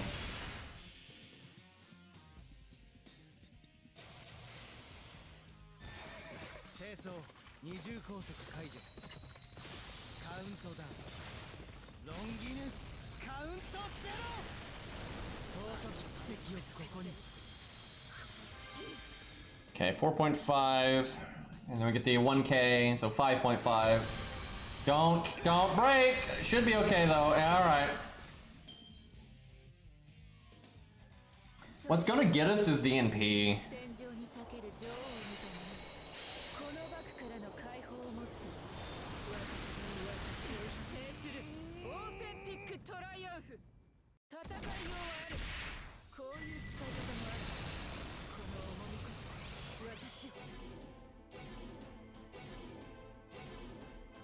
Okay, so I need to get 4 to get max damage. We'll break no matter what, so that's not an issue. Kinda weird that I haven't used my first skill this entire time, but damage is bad, so... Okay, I need to get rid of her crit buff. So, I think Buster Art Quick. That'll get rid of 4. I want to do the heal boost though, but getting rid of the crit buff is probably more important. That sucks though. If I could do the heal boost, I could do the heal boost again next turn and mega healing. But getting crit is just the worst.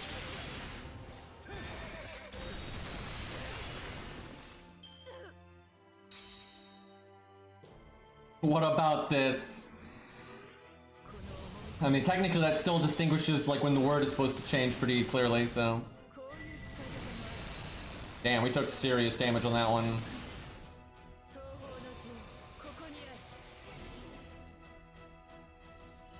Okay. Now it's gas time.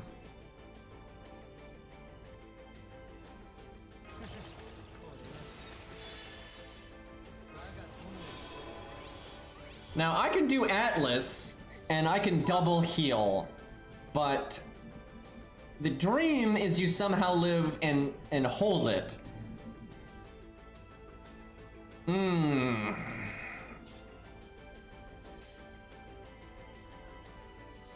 This is gonna be rough.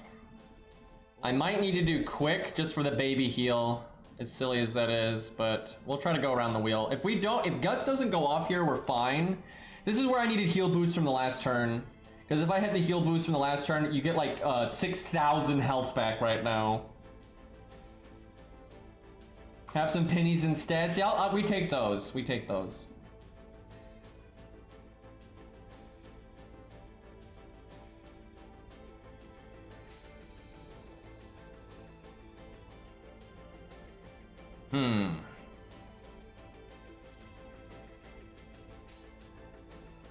So I'll be at like 5,000 some odd health because the drain's gonna happen.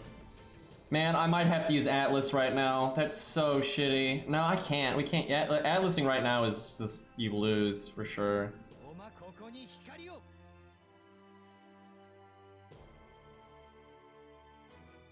Come on, Percival. If I just had the heal boost from the last turn, I'd be feeling pretty confident right now. Because I think there's a good chance she'll proc Guts here, but only by like a bit, right? I don't think she's gonna like blow it out of the water, but because I need Guts to last because the NP timing.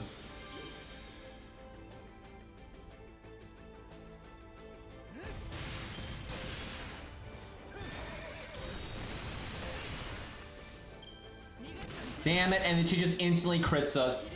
So we don't even get like the NP gain. And then the drain. That's so dumb! Okay, so Guts was not good there. I think he might be able to beat this though. Because that was our first try. That was pretty far from being min-maxed. And I could have used Atlas and so on. Yeah, I think he can do it actually. Which is crazy because he's AoE. I'm not sure mine can. Mine would be close. Mine would be really close. And sadly, I don't think Nino's can because Nino doesn't have the command codes, but I do think it is possible for... mine might be able to do it. Mine might be able to do it. I might mess around with that later off stream because that's pretty cool. What's bullshit, chat? I was gonna say, and he's a 4-star, which is impressive because Enkidu's a 5-star and the Lolly Dragon's a 5-star and all that. But what's bullshit is Ku is a 3-star. Like, what is that? Like, he's a fucking 3-star. Like, goddamn. All right, let's see what our Reshigal's got here.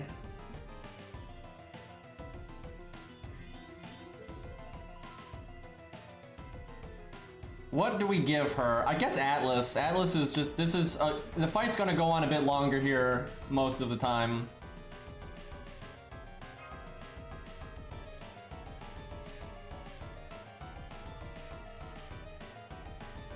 I haven't tried Lolly Lot, but I could see her doing well.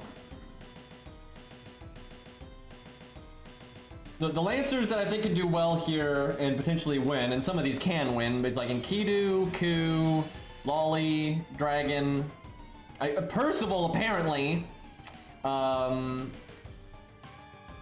Let's see, what else was there? Actually, Scath. I think Scath needs to be really upgraded, but actually I think Scath can still do it, even though the stage kind of screws her over. What else? No, and Canis. Canis did do really well, and I didn't even min-max that, so Canis actually did quite well. She's clearly, though, definitely a step behind, like, Ku and Enkidu here. Yeah, Ben K. He wishes!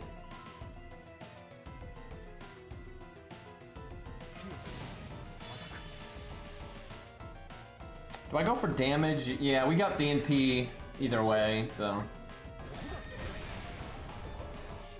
Vertra is not a particularly good solo unit.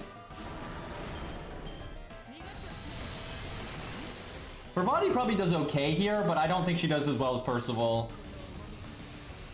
But Vertra would only get... She'd get a little far just by nature of being a 5-star, but her toolkit is completely wrong for this, and I think she'd get very shut down. Even at 120, I don't think she could do it.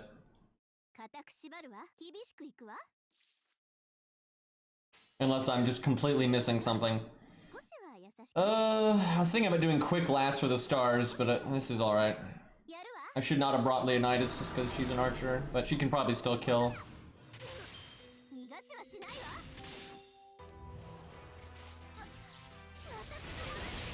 If Ben K gets one more solid buff, Ben K is actually going to be good though. Like, because he's got loads of utility, and it's just kind of wonky, and it doesn't make up for the complete lack of raw value. But if he gets one more like good thing in his favor, he's actually going to like hit that tipping point and be pretty handy. Because he's almost handy now. Stressing on almost, and what that means is he's not handy, but, you know, one of these days. Team-wide buff removal resist would do it. If it was only for him, then I don't think that would be good enough. Okay. Let me think. I'm doing that for the defense buff. I don't really want to NP though, because she only has 28k. I wish we had broke last turn. So I guess we make stars. Why is the music so depressing, man? It's like a Reshigal's already dead. It's like we haven't even lost health yet. Relax, game.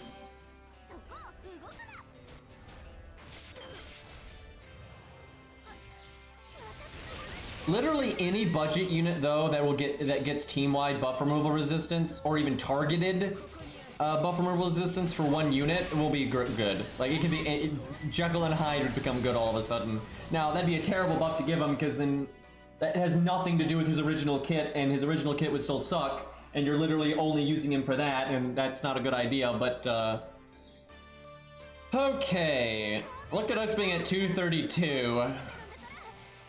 I saw that.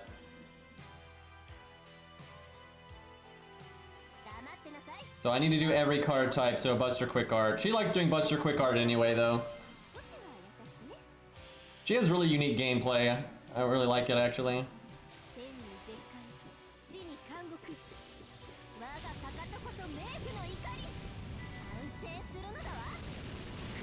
Chat, Nitocris and Gramps have abandoned us. How could we ever win now? They have both forsaken us.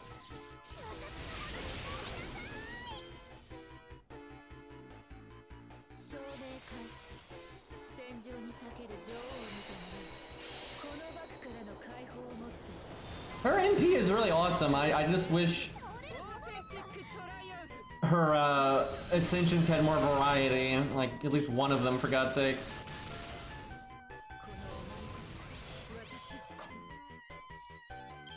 Well, we don't even need the second skill right now. I wonder if I should have just thrown it out. Well, we don't.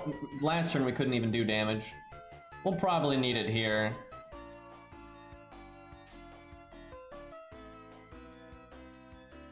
Let's see, did we get... I think we missed the crit one. No, we got it. I think we got all 6. Yeah, she got all 6 in one turn. How about that?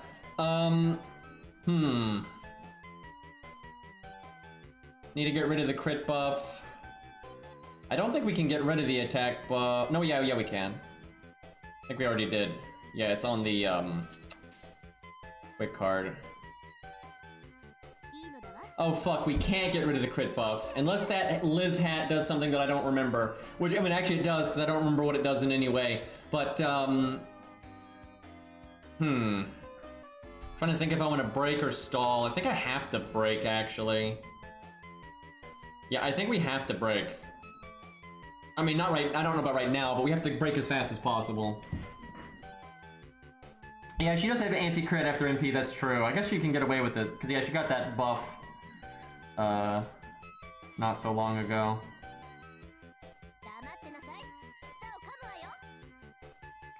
Tempted to do the Buster Chain, but I want to get rid of that buff.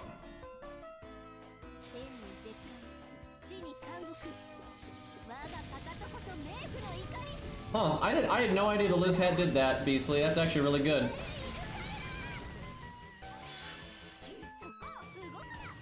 I knew the bed and the Coup Alter one got rid of a crit chance buff. I did not realize the Liz hat did as well. Well, it gives people more options to have a command code that does that then. There's quite a few. Huh, if I had done Buster, I would have broken there. I need to try Retrogal again. I feel like she has real potential here. So I could MP again. Oh my god, if I had broken there, I could do my second skill. That'd be amazing. I guess now we make stars.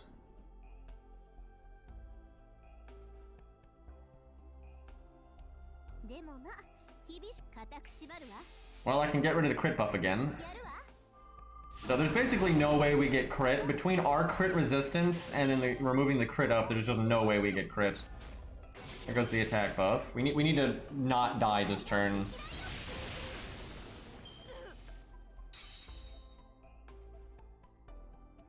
Wait, did we get crit earlier? I wasn't paying attention. Did that seriously happen? Because the odds of that are atrocious.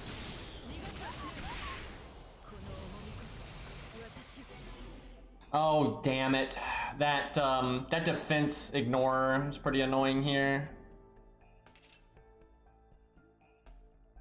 Okay, I think I have to invulnerability here. I don't see an option.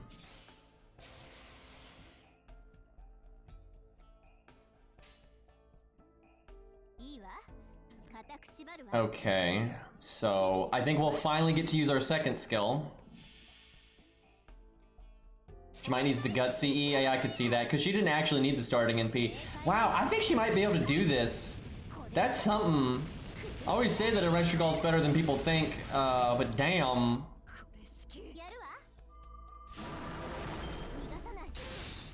Because yeah, there's improvement that could be had between the CE, the RNG that we've had, and like even the command codes. You can probably tweak some things to. She's close. She's really close.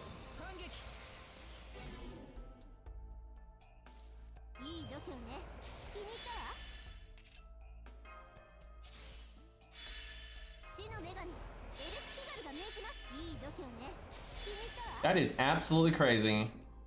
So it's all damage now. If she actually procs guts here, she might win.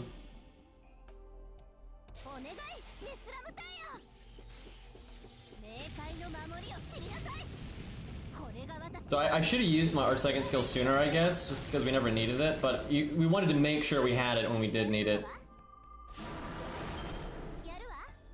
So she'll need some luck, but I think she can win with the gut CE. The beginning has to go well, though. You have to get cards, so you're fucked. But if she gets a lucky start, and she uses the guts craft essence instead, I think she can solo this. Because she's crazy close now, but I can tell she's gonna fall like just short. She's gonna probably pop guts, but then she'll have no way of doing the 100k, and she's just gonna die. But so if basically the same thing can happen, and you get here with guts at the end from the other CE, then she'll win. Like you'll see it, we'll have it where we would win next turn. There's a slight chance we survive this turn. The problem is the drain. This is where we'd need like heal or something. I almost wonder if we give her a heal or something on her art card instead of the Star Absorb. Obviously art critting is really good, but I don't know. We're looping pretty safely without, but we might have just gotten lucky, so I don't know. That's a tough one. Yeah, she might not pop guts here, but she'll get her NP here, and so if she lives, she'd be able to pop guts and kill next turn. So she wins next turn, like absolutely. So it is possible for her to win. That's crazy.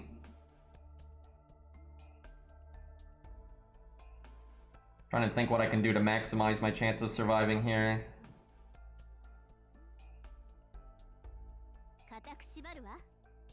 There's really no way we're gonna live on this turn though. I don't think it's possible.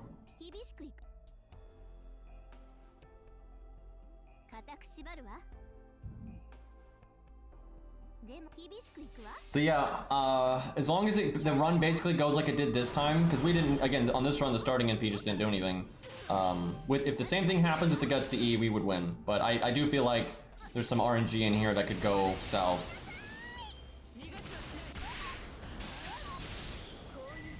Dude, so close. She almost lived there. Oh my god, and she absolutely was gonna win because she could have done Buster NP.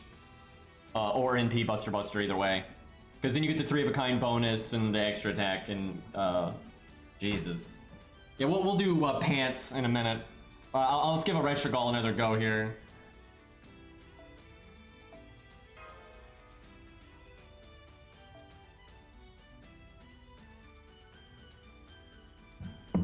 That really shows though, like one.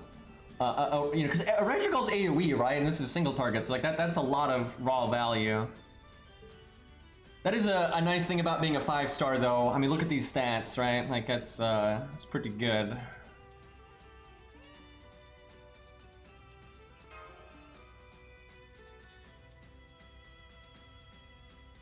Yeah, getting crit there is bad. I didn't pay attention when that happened, but.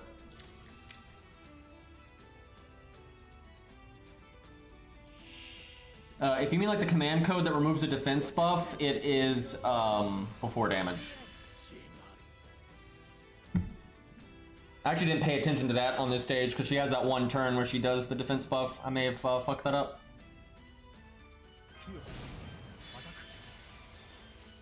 Okay, good start. Very good start.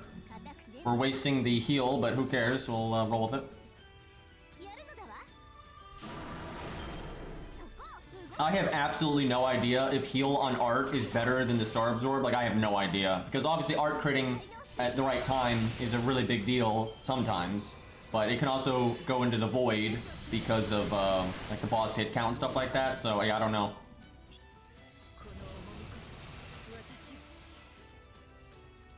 Oh wow, okay. Well, we can't ask for much better than that. Hell, she'll probably just break right now. That's crazy.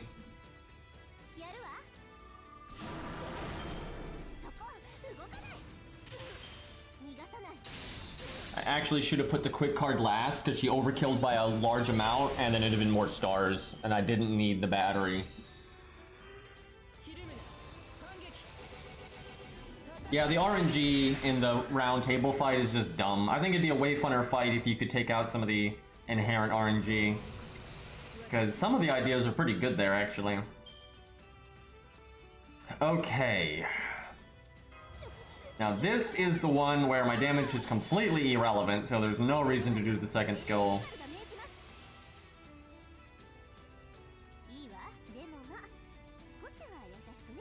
Okay, this is guaranteed, I think, to get rid of all 6 shields.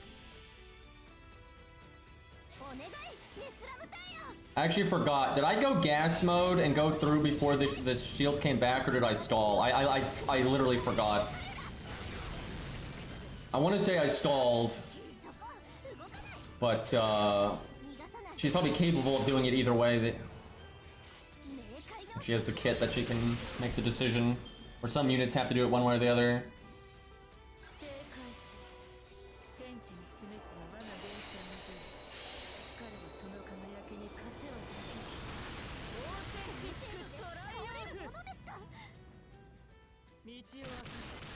Okay, there's the loop.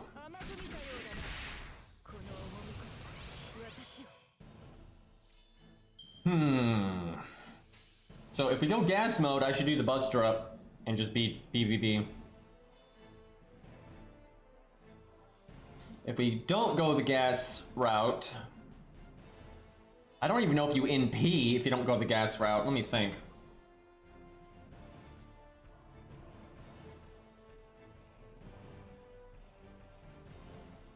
I mean, you want the buff though.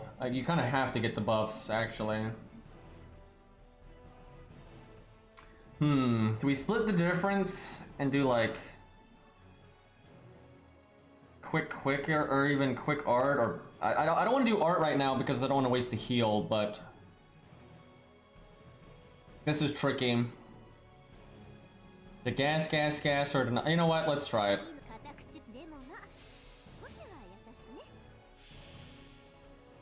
I don't know, when she has 40% damage resist, this might be kind of futile.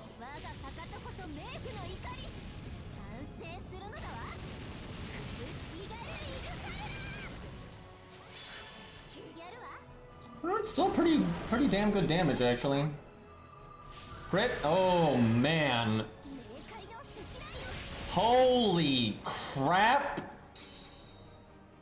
Okay. Well, we definitely aren't getting those other shields off.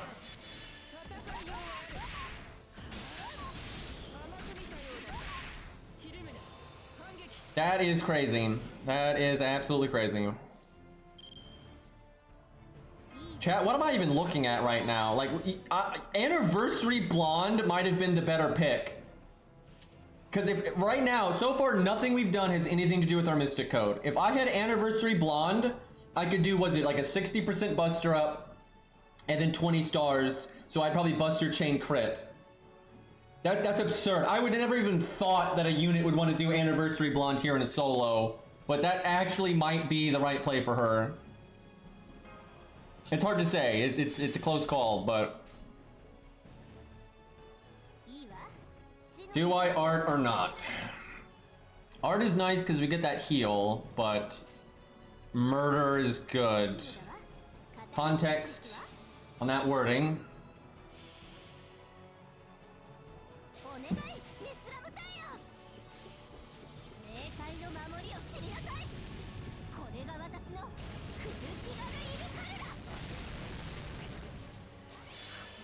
Hex, no, put the knife down. Yeah, the nice thing about the crit resist buffs are it's kind of frees us up on the command codes a bit.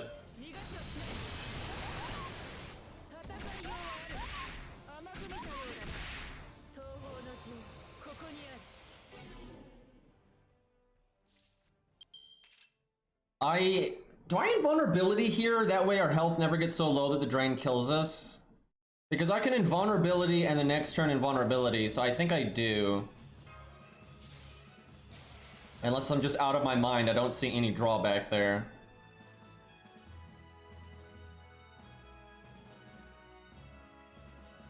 As long as I do solid damage, if I get my NP and I do solid damage here, I think we win.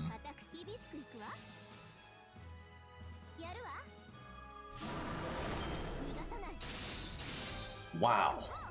My god. I'm impressed. I am absolutely impressed.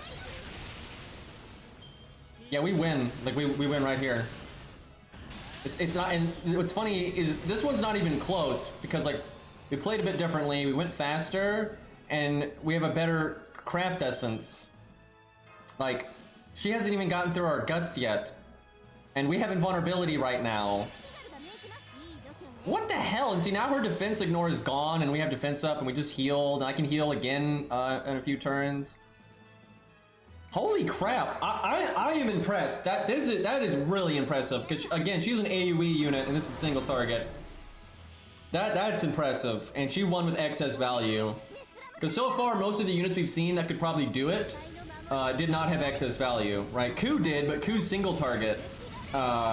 And whatnot. So hey, look, Gramps. See, when Gramps shows up, that's when we win. That is really impressive. That is really impressive. Yeah, it needed the buff more than Lantoria, obviously. Damn, wow. Beastly, you should make that a video, dude. That's very video worthy. Like, that is something. Alright, let's do pants.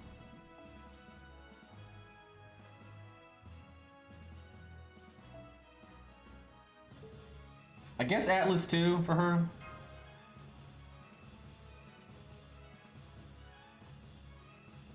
Like, when I was looking at units, I knew Ereshkigal of the AoE lot would do well, right? She always does. But I didn't think she would win, right? I was thinking like Karna, no way. Ereshkigal will do better, but not gonna win. You know, and she'll do better than Romulus and stuff. But I did not think she was just gonna straight up win. And she won with excess value, right? And a good bit of it too. Like, I think Ku had like 1 turn of excess value, like 1.5 or whatever. But I think she had 2 there. I think she had like 2 full turns of excess value. So, that's pretty strong. Drip, yeah, the big pants. All right, let me bring up her kit. I want to make sure I don't do anything stupid here. I don't use her super often. Let's see, right, so she's 3 turns, so I probably use her second skill next turn, unless I actually want to use the guts part of it instead, because then I use it the turn of, because it only lasts 3 turns. But I think we cast it next turn. I don't know, the boss does a lot of burst damage. The more burst damagey they are, like the more you use it for the guts than the... Well, no, the defense up is fine here. Because yeah, we're not dealing with the armor ignore or anything right now. Okay, I mean, actually, I could cast it right now. Because it's 2 times. Yep, I think I should cast it right now. Bad if the boss did... I like how she adjusts her pants. Bad if the boss just randomly casts a bunch of skills or whatever, but...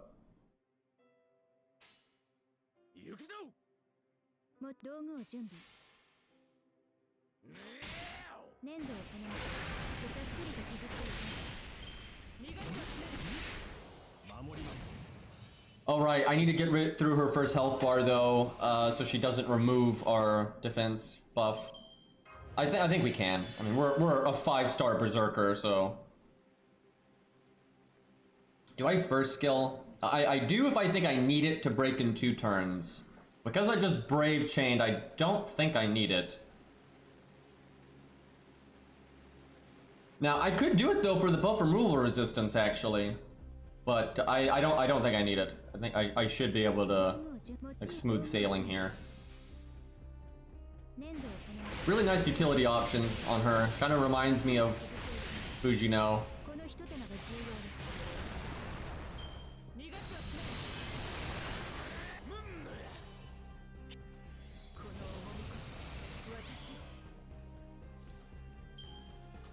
Okay, so I need to break, and I need to make, I guess, as many stars as possible. So I want to get rid of her crit buff. There is no attack buff. I guess I do art quick. Just make sure we get our NP. That's not really an issue though because of our first skill.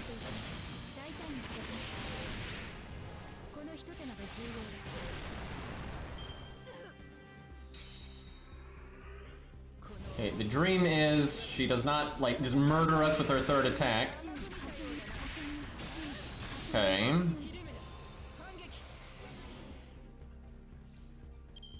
Now.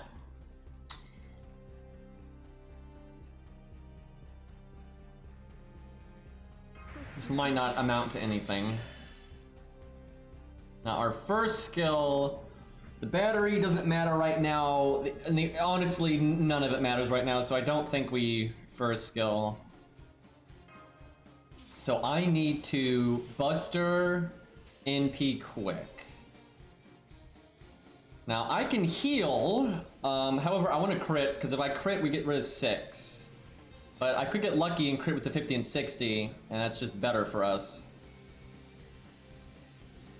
Okay, I'm gonna play to the good RNG, because I think if I play it safe and I miss out on value, we're gonna lose. So we're probably gonna lose anyway, so... Okay, well there's a crit.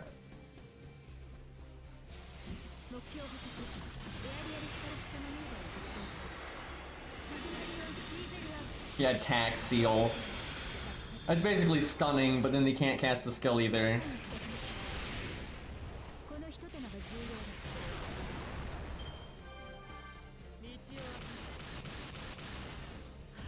Can you imagine how good of a unit she would be if she wasn't a Berserker? And then she could properly counterclass. And that's the thing, that's why they made her kit this good. If she was a Lancer or something, I mean, this is just broken, right? Like, the amount of tankiness, like, with the healing.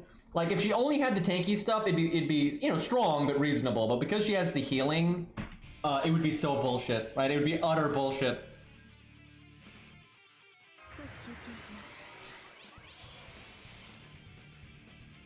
Oh my god, I forgot. She's got the drain. Fuck. So we're gonna get NP'd now. That's really bad. Well, I can do this and we can block it, but I would have rather have blocked the next bit. Let's see.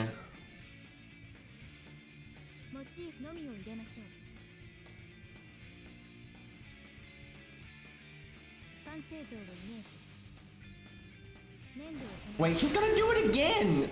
Right, fuck! Drain, you're killing me here! There's nothing I can do about it though, because if I didn't cast it, I'd probably have died there. I'll have to use the guts then to block the NP. I don't think I'm throwing. I don't think it would make a difference. Like, it's a problem either way. It's just a different problem. Okay, she's got the big attack up. I wish I had looped there. NPing right now would be good, because then she still can't NP me. And then I could get guts on the final turn. That would have been amazing, actually. If I could delay her one more turn, then actually everything that happened earlier would have been a good thing. I can break. Yeah, I don't see any reason not to.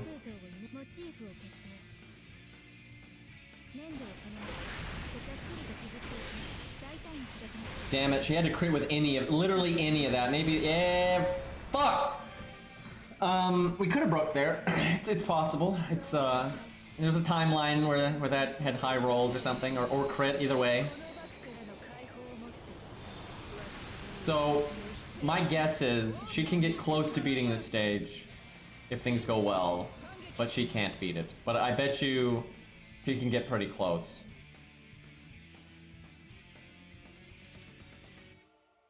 Like, she'd have to be able to use her second skill again, right? She'd have to have a way to use the second skill again. And also, if we had broken there, that really would have helped, because now I can't NP and I'm just sitting. Like, this turn is going into the void.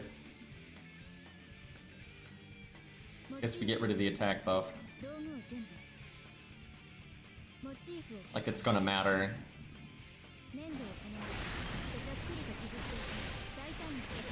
I tell you, she is definitely one of those units though that people sleep on. I think because not only is she good in just raw value, but she's perfectly good for farming and everything else, right? Like she's a really solid 5-star. Like, it's weird how people have like almost completely ignored her. Yeah, and we're gonna die to the drain here. Okay. So if that went a bit better, on an amazing run, like on an amazing run, you might get to like the turn where you're about to break, and maybe on a miracle turn you even pop guts, but I don't see her being able to do it. Maybe at 120 though, maybe at 120.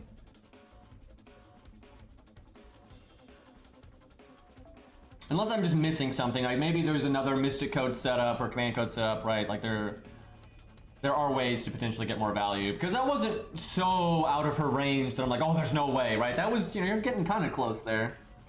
Okay, well, Say asked for this a long time ago, so I think it's only fair.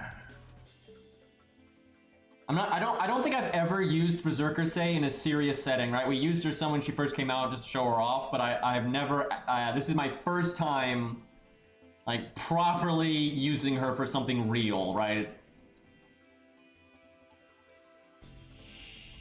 Right, so hers is 2-hit evade, 3 turns. So we might actually do the same thing with her where we do it right away. We'll throw the crit buff, okay. App crashed, oh no. Very unfortunate.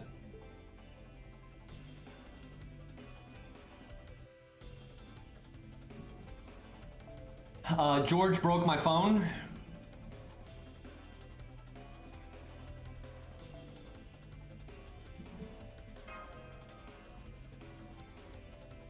It's always fun to see like my regulars, like, because I know their units that they like, right? And it's fun to see their you know, their super upgraded units, you know, when there's stages like this to actually fight against. At some point, I need to do some team stuff here, because totally different ball game when you do team stuff, like a lot of different pros and cons. So.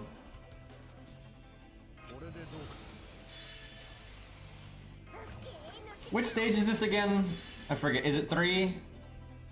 Because 2 is the like crazy fucked up one.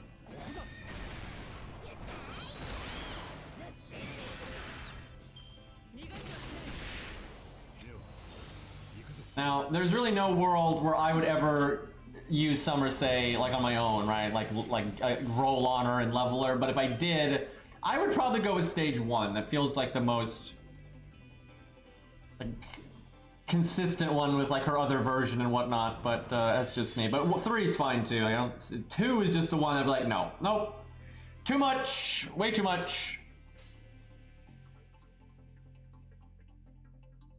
3 does have green on it though, right? So, although actually, because she's a color, yeah, she's got a little bit of green on 1 as well. Not as much, but she has some there too. Okay. Not a particularly good hand, but it might be enough. God, that voice line.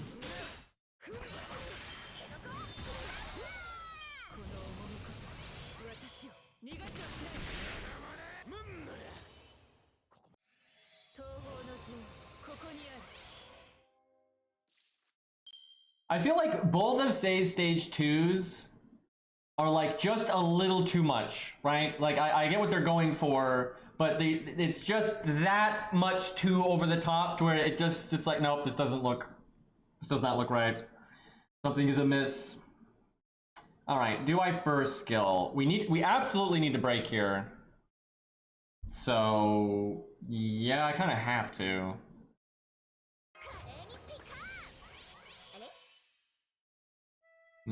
Also, I think our first stage like works the best with the skateboard theme, right?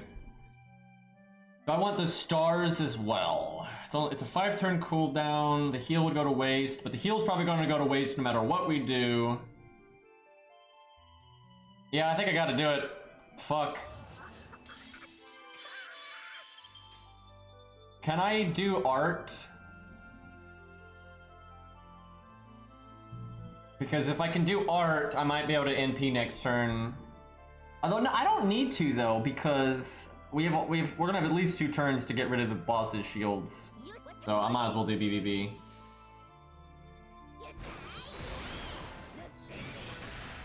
Okay, I could have done other stuff. Actually, I probably didn't need the 3rd skill. Like, we overkilled really hard there. Hey, we got our NP anyway. How about that? Are you kidding me? She still had a crit buff, though. Well, that's GG. Berserker life. What are you gonna do?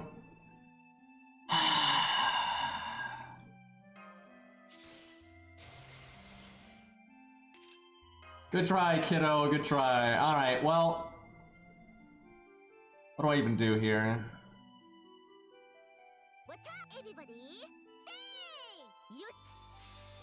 What a nerd, dude. What a nerd.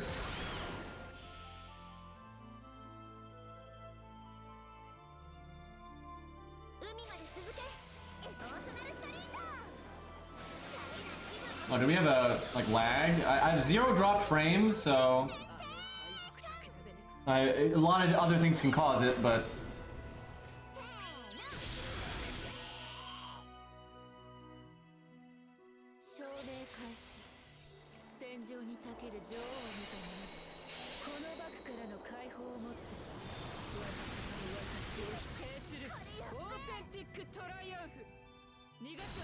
Just imagine if we still had guts right now.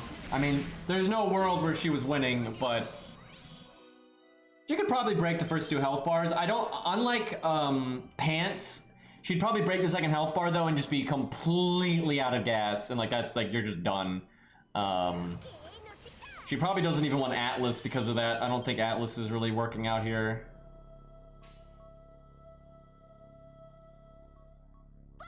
So yeah, you probably go more bursty with her.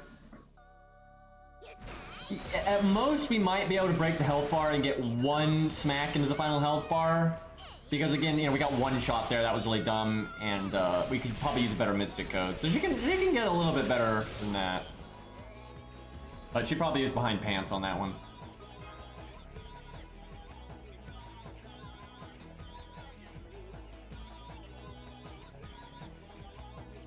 Toilet paper holder, I know exactly who you're talking about. That's Avenger, Ushi, and whatnot. So she's at neutral, so not as favored as some of these, but she's such a good unit at neutral.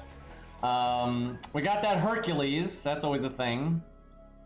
I wonder how Morgan does here. Probably not winning, but I doubt she doesn't embarrass herself, I would think. We got, God, the Ben K. You know what, Say, if you want to set up Ben K, we'll meme.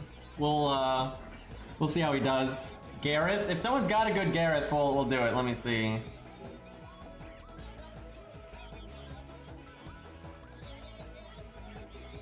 Because I would be, there's no world where Gareth wins, but I would be interested in seeing how they do.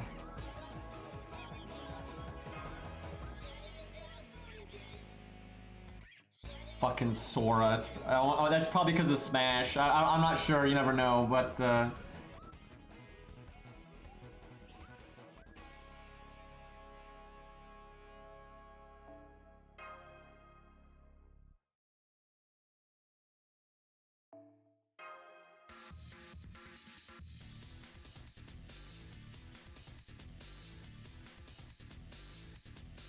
some weird invites here. Well, I don't see any Gareths, but we got 5 slots if someone wants to send me an invite.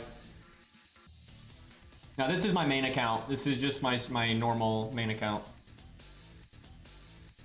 Because I haven't actually unlocked the challenge quest on my other accounts yet because slow event, man. Oh, are you already on my list? She's in the all slot? Alright, let me see.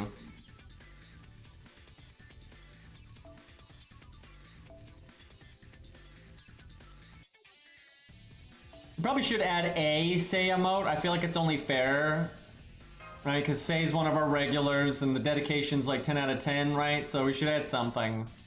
I'll probably leave it up to Say, like if Say Dab or because I feel like Pensive Engine is like there's a lot of emotes like it where like Say Dab, we don't have any dab emotes at all. Like we don't have any, so kind of makes sense. Now, Paimon Rail doesn't count.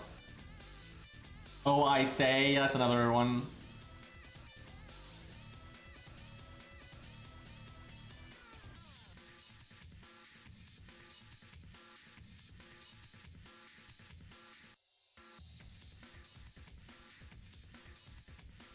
Not see a Gareth here.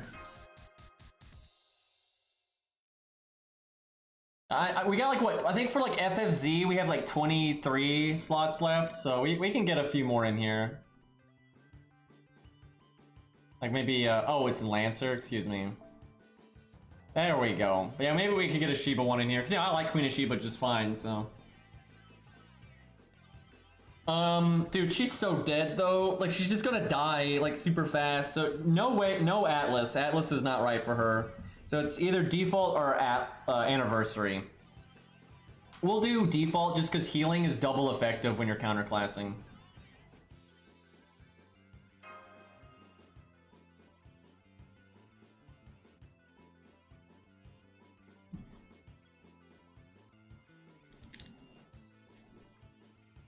I have 50 emote slots on FFC, and we're using like 26 or 7 of them or so.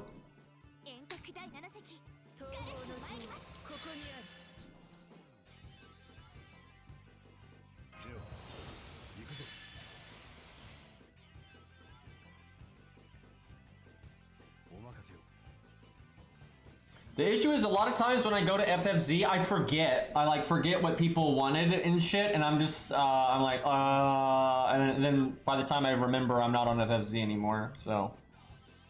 Yeah, this is where you like write things down. Oh damn, we're 110. So now she's kind of like a level 103 star, so that helps her actually, that's good. The main issue is her kit is just too short term. And it's really gonna make a problem here.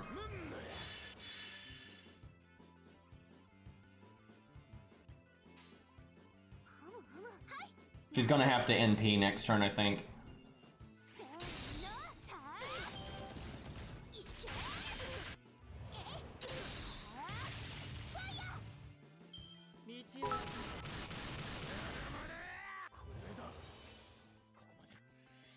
I mean, if we did our first skill, we could actually break without it, but it's honestly not bad to do our NP here. It doesn't really hurt us. Man, her kit is just so not like lined up for this for a solo. Finding a totally fine in team play. Like Taun is good here, as it always is. Totally easy to make her work in team play. Like her and Leonidas together could actually be quite nice, but almost none of her skills are gonna like line up with the gimmicks properly here. Like, there's no point in me doing the counterattack thing right now. Like, it doesn't do anything. I guess I do my third skill just for the defense up.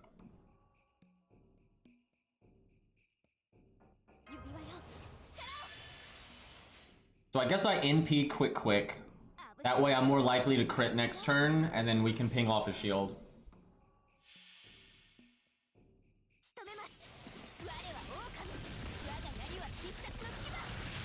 I do want to see once we get a chunk of 120s out there, because there's like a breaking point on like survivability from your natural health and things like that you want to hit that a lot of low stars couldn't hit when they were just 100 or 90.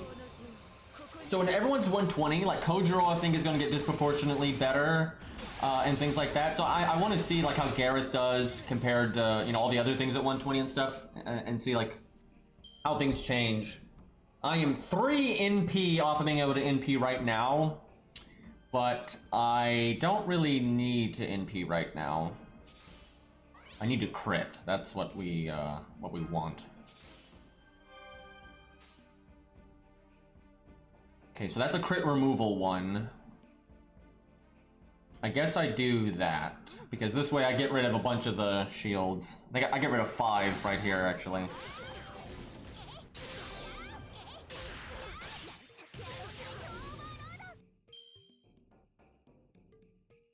Well, here's the thing for Gareth. She's so bursty. Even in team play, she's pretty bursty. She's like burst survival, or like, you know, like boom, I taunt and take the NP from the enemy, right? So my teammates don't die. Or just boom, you do the big NP or the big crit bomb. You know, she's very bursty in almost all elements.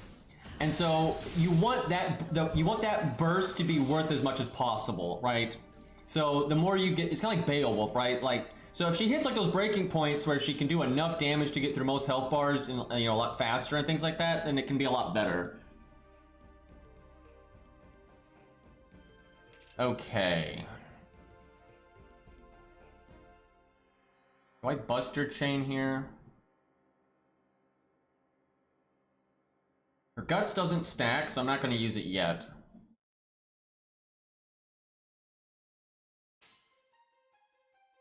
I think we Buster Chain. I don't think we go around the wheel.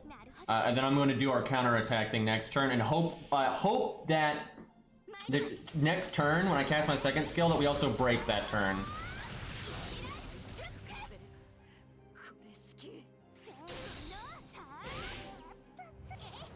I'll let Cairo do the baldy stuff, but I can pretty much guarantee you it's not going to happen.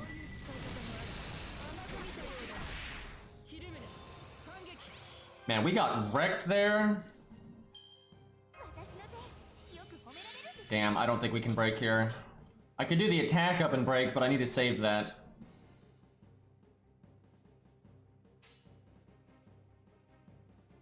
Damn, the health drain's probably gonna get us too. Well, maybe we get a miracle triple crit turn here.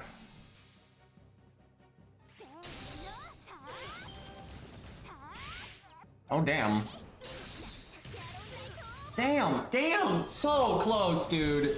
Man, that would have been awesome if we broke there, because then I could do the counterattack, we could do the crit, guts, the Mystic Code attack up, like I could do all this stuff, and I don't think that would have been enough, but we could have really fucked up that last health bar.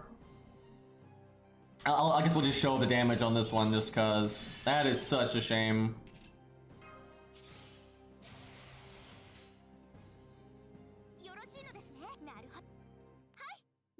Like, it wouldn't have been enough. It wouldn't have been enough, but still. That's better than I thought, actually. I mean, this run's not better than I thought. This run's almost exactly what I thought would happen. But if that 4K had gotten through, and then she was able to fuck up that last health bar a good bit.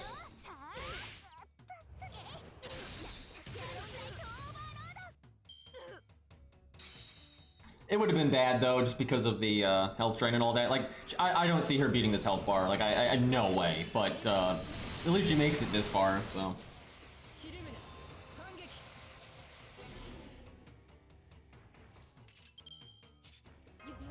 But hey, for a 2-star, that's pretty damn good. On an absolute miracle run, you probably get like one turn away from like popping the guts, I suspect.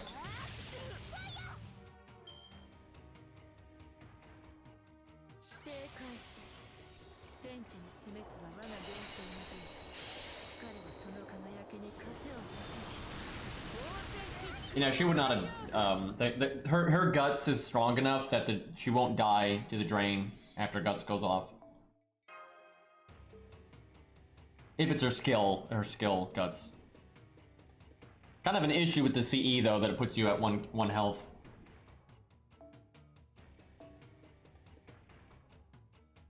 All right, let's see if Sei set up Bin K.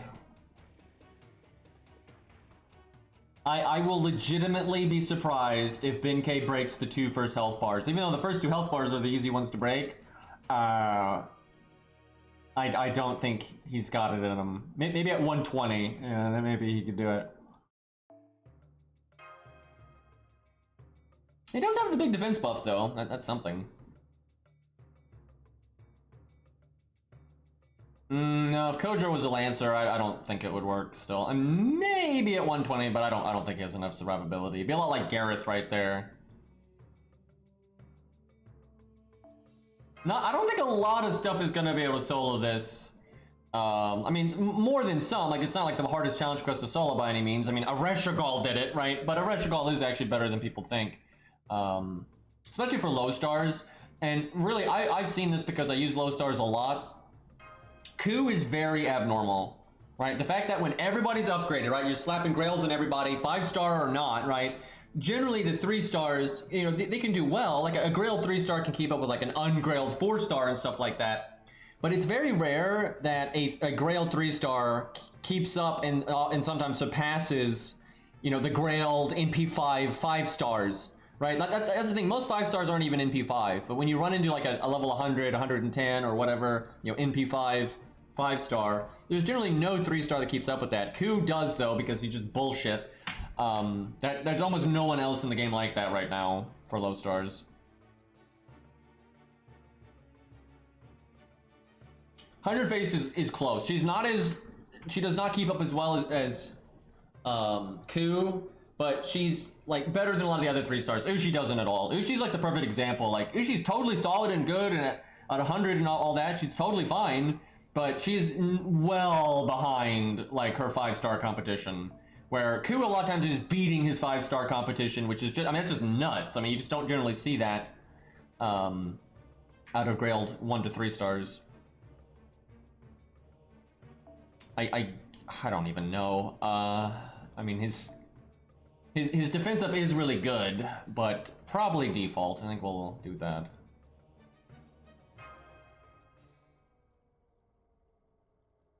Yeah, Grailed Billy is not keeping up with a lot of his high rarity competition, and like that's, you know, Billy's kind of like normal value of a Grailed 3 star, so.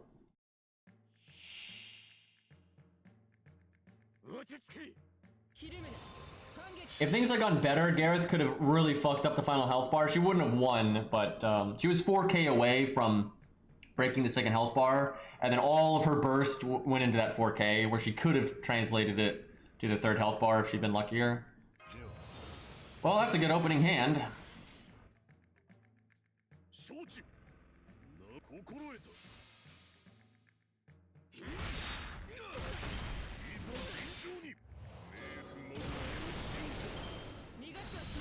I think I've tested Ku against, you know, level 100 5 stars many times, and a lot of times even MP5 and stuff, and he really does do better than them a lot.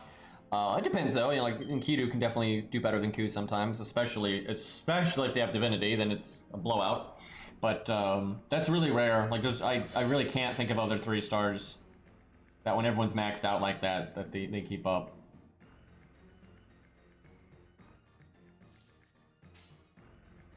Well, this hand sucks, and we're probably not going to break next turn, so I guess I make stars, and we hope we have to get a really lucky crit turn next turn. It's our only chance here.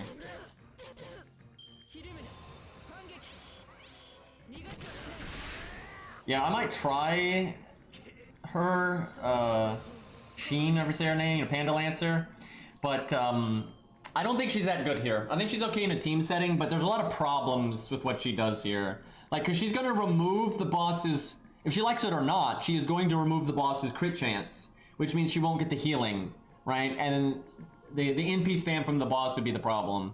I think she could do okay and be fun to mess around with, but you really need, you would really need just to get lucky as fuck, right? You need the boss to just crit you loads, but again, you're going to be forced to remove the boss's crit chance, so, you know, it's kind of a mess. Okay, let me think. What is our... I'm not even sure we want to use half our skills here.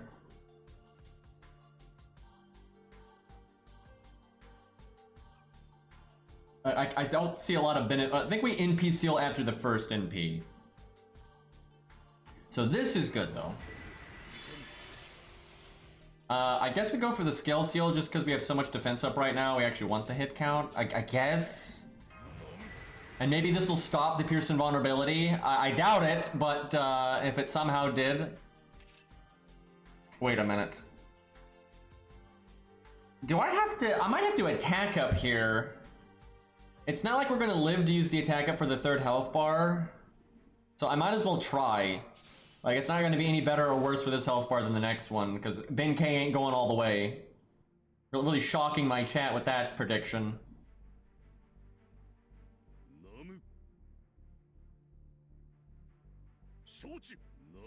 We have to triple crit here, and I'm not even sure that would work.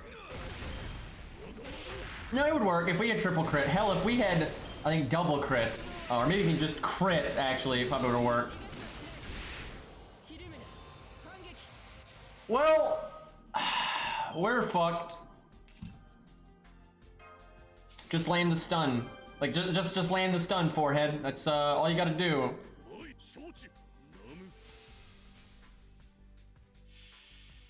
Imagine dissing Grand Lancer Ben K. Oh my. What, say, are you going to 100? Or are you going all the way? Oh. Right. We suck. I don't even know if it would have broken if I had done like Buster Art NP. I don't even know. Yep. Well, I look forward to that. Unironically, actually, I think that'll be fun. We removed the Pearson vulnerability. We did that. That's something. I mean, our only chance is... I guess I should have art quick art, actually. Because our only chance is NPing and stunning again.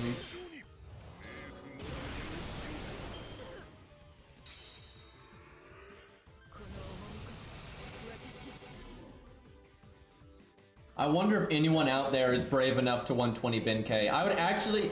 Maybe on a troll account someone's done it, but on a serious account, I feel like no one in the entire game has done it yet. But I don't know, there's some crazy bastards out there. There's probably that one guy, you know, Bob.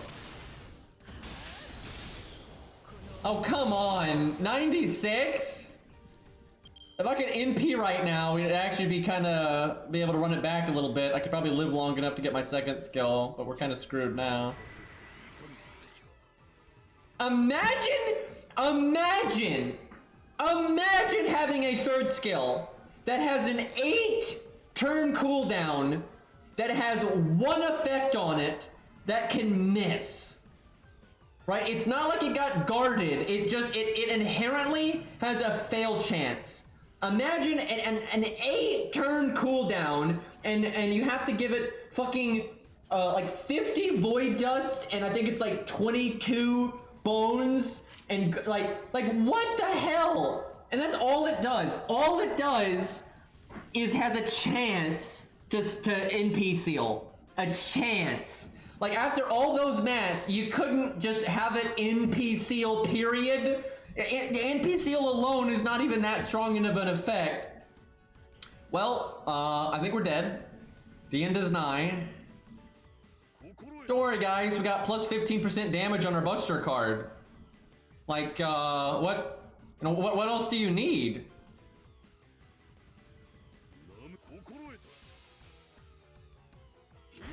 He has one of the weaker third skills just because, I mean, imagine, like, basically when it procs like that and you fail to do skill seal, you transform his third skill into Sanson's third skill, right? Like that's what happens, and then you realize how bad Sanson is. Well, I guess we're not looping, so I might as well do the damage first.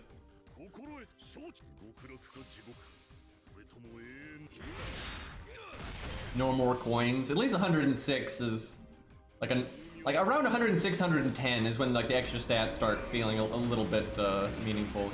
She guarded it. Well, we dead. Not like we were getting anywhere anyway. On a good run though, we could get a bit farther than that. Like, we could get a bit farther than that. I'm not.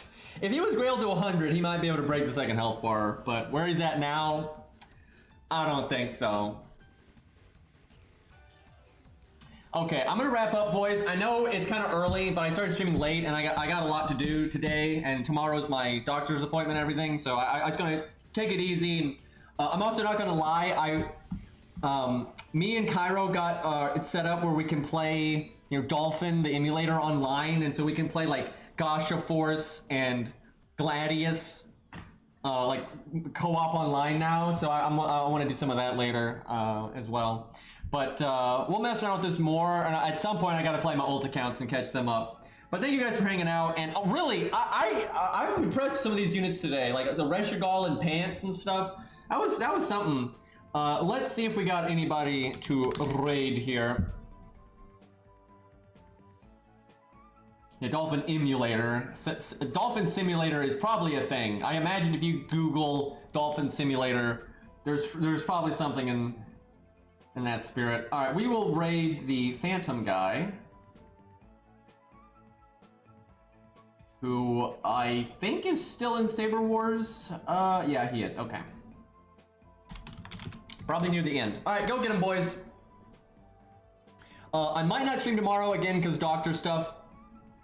But I'll definitely stream the day after if I don't. But I will try. I will just see what happens. But I will see you all soon, and take care.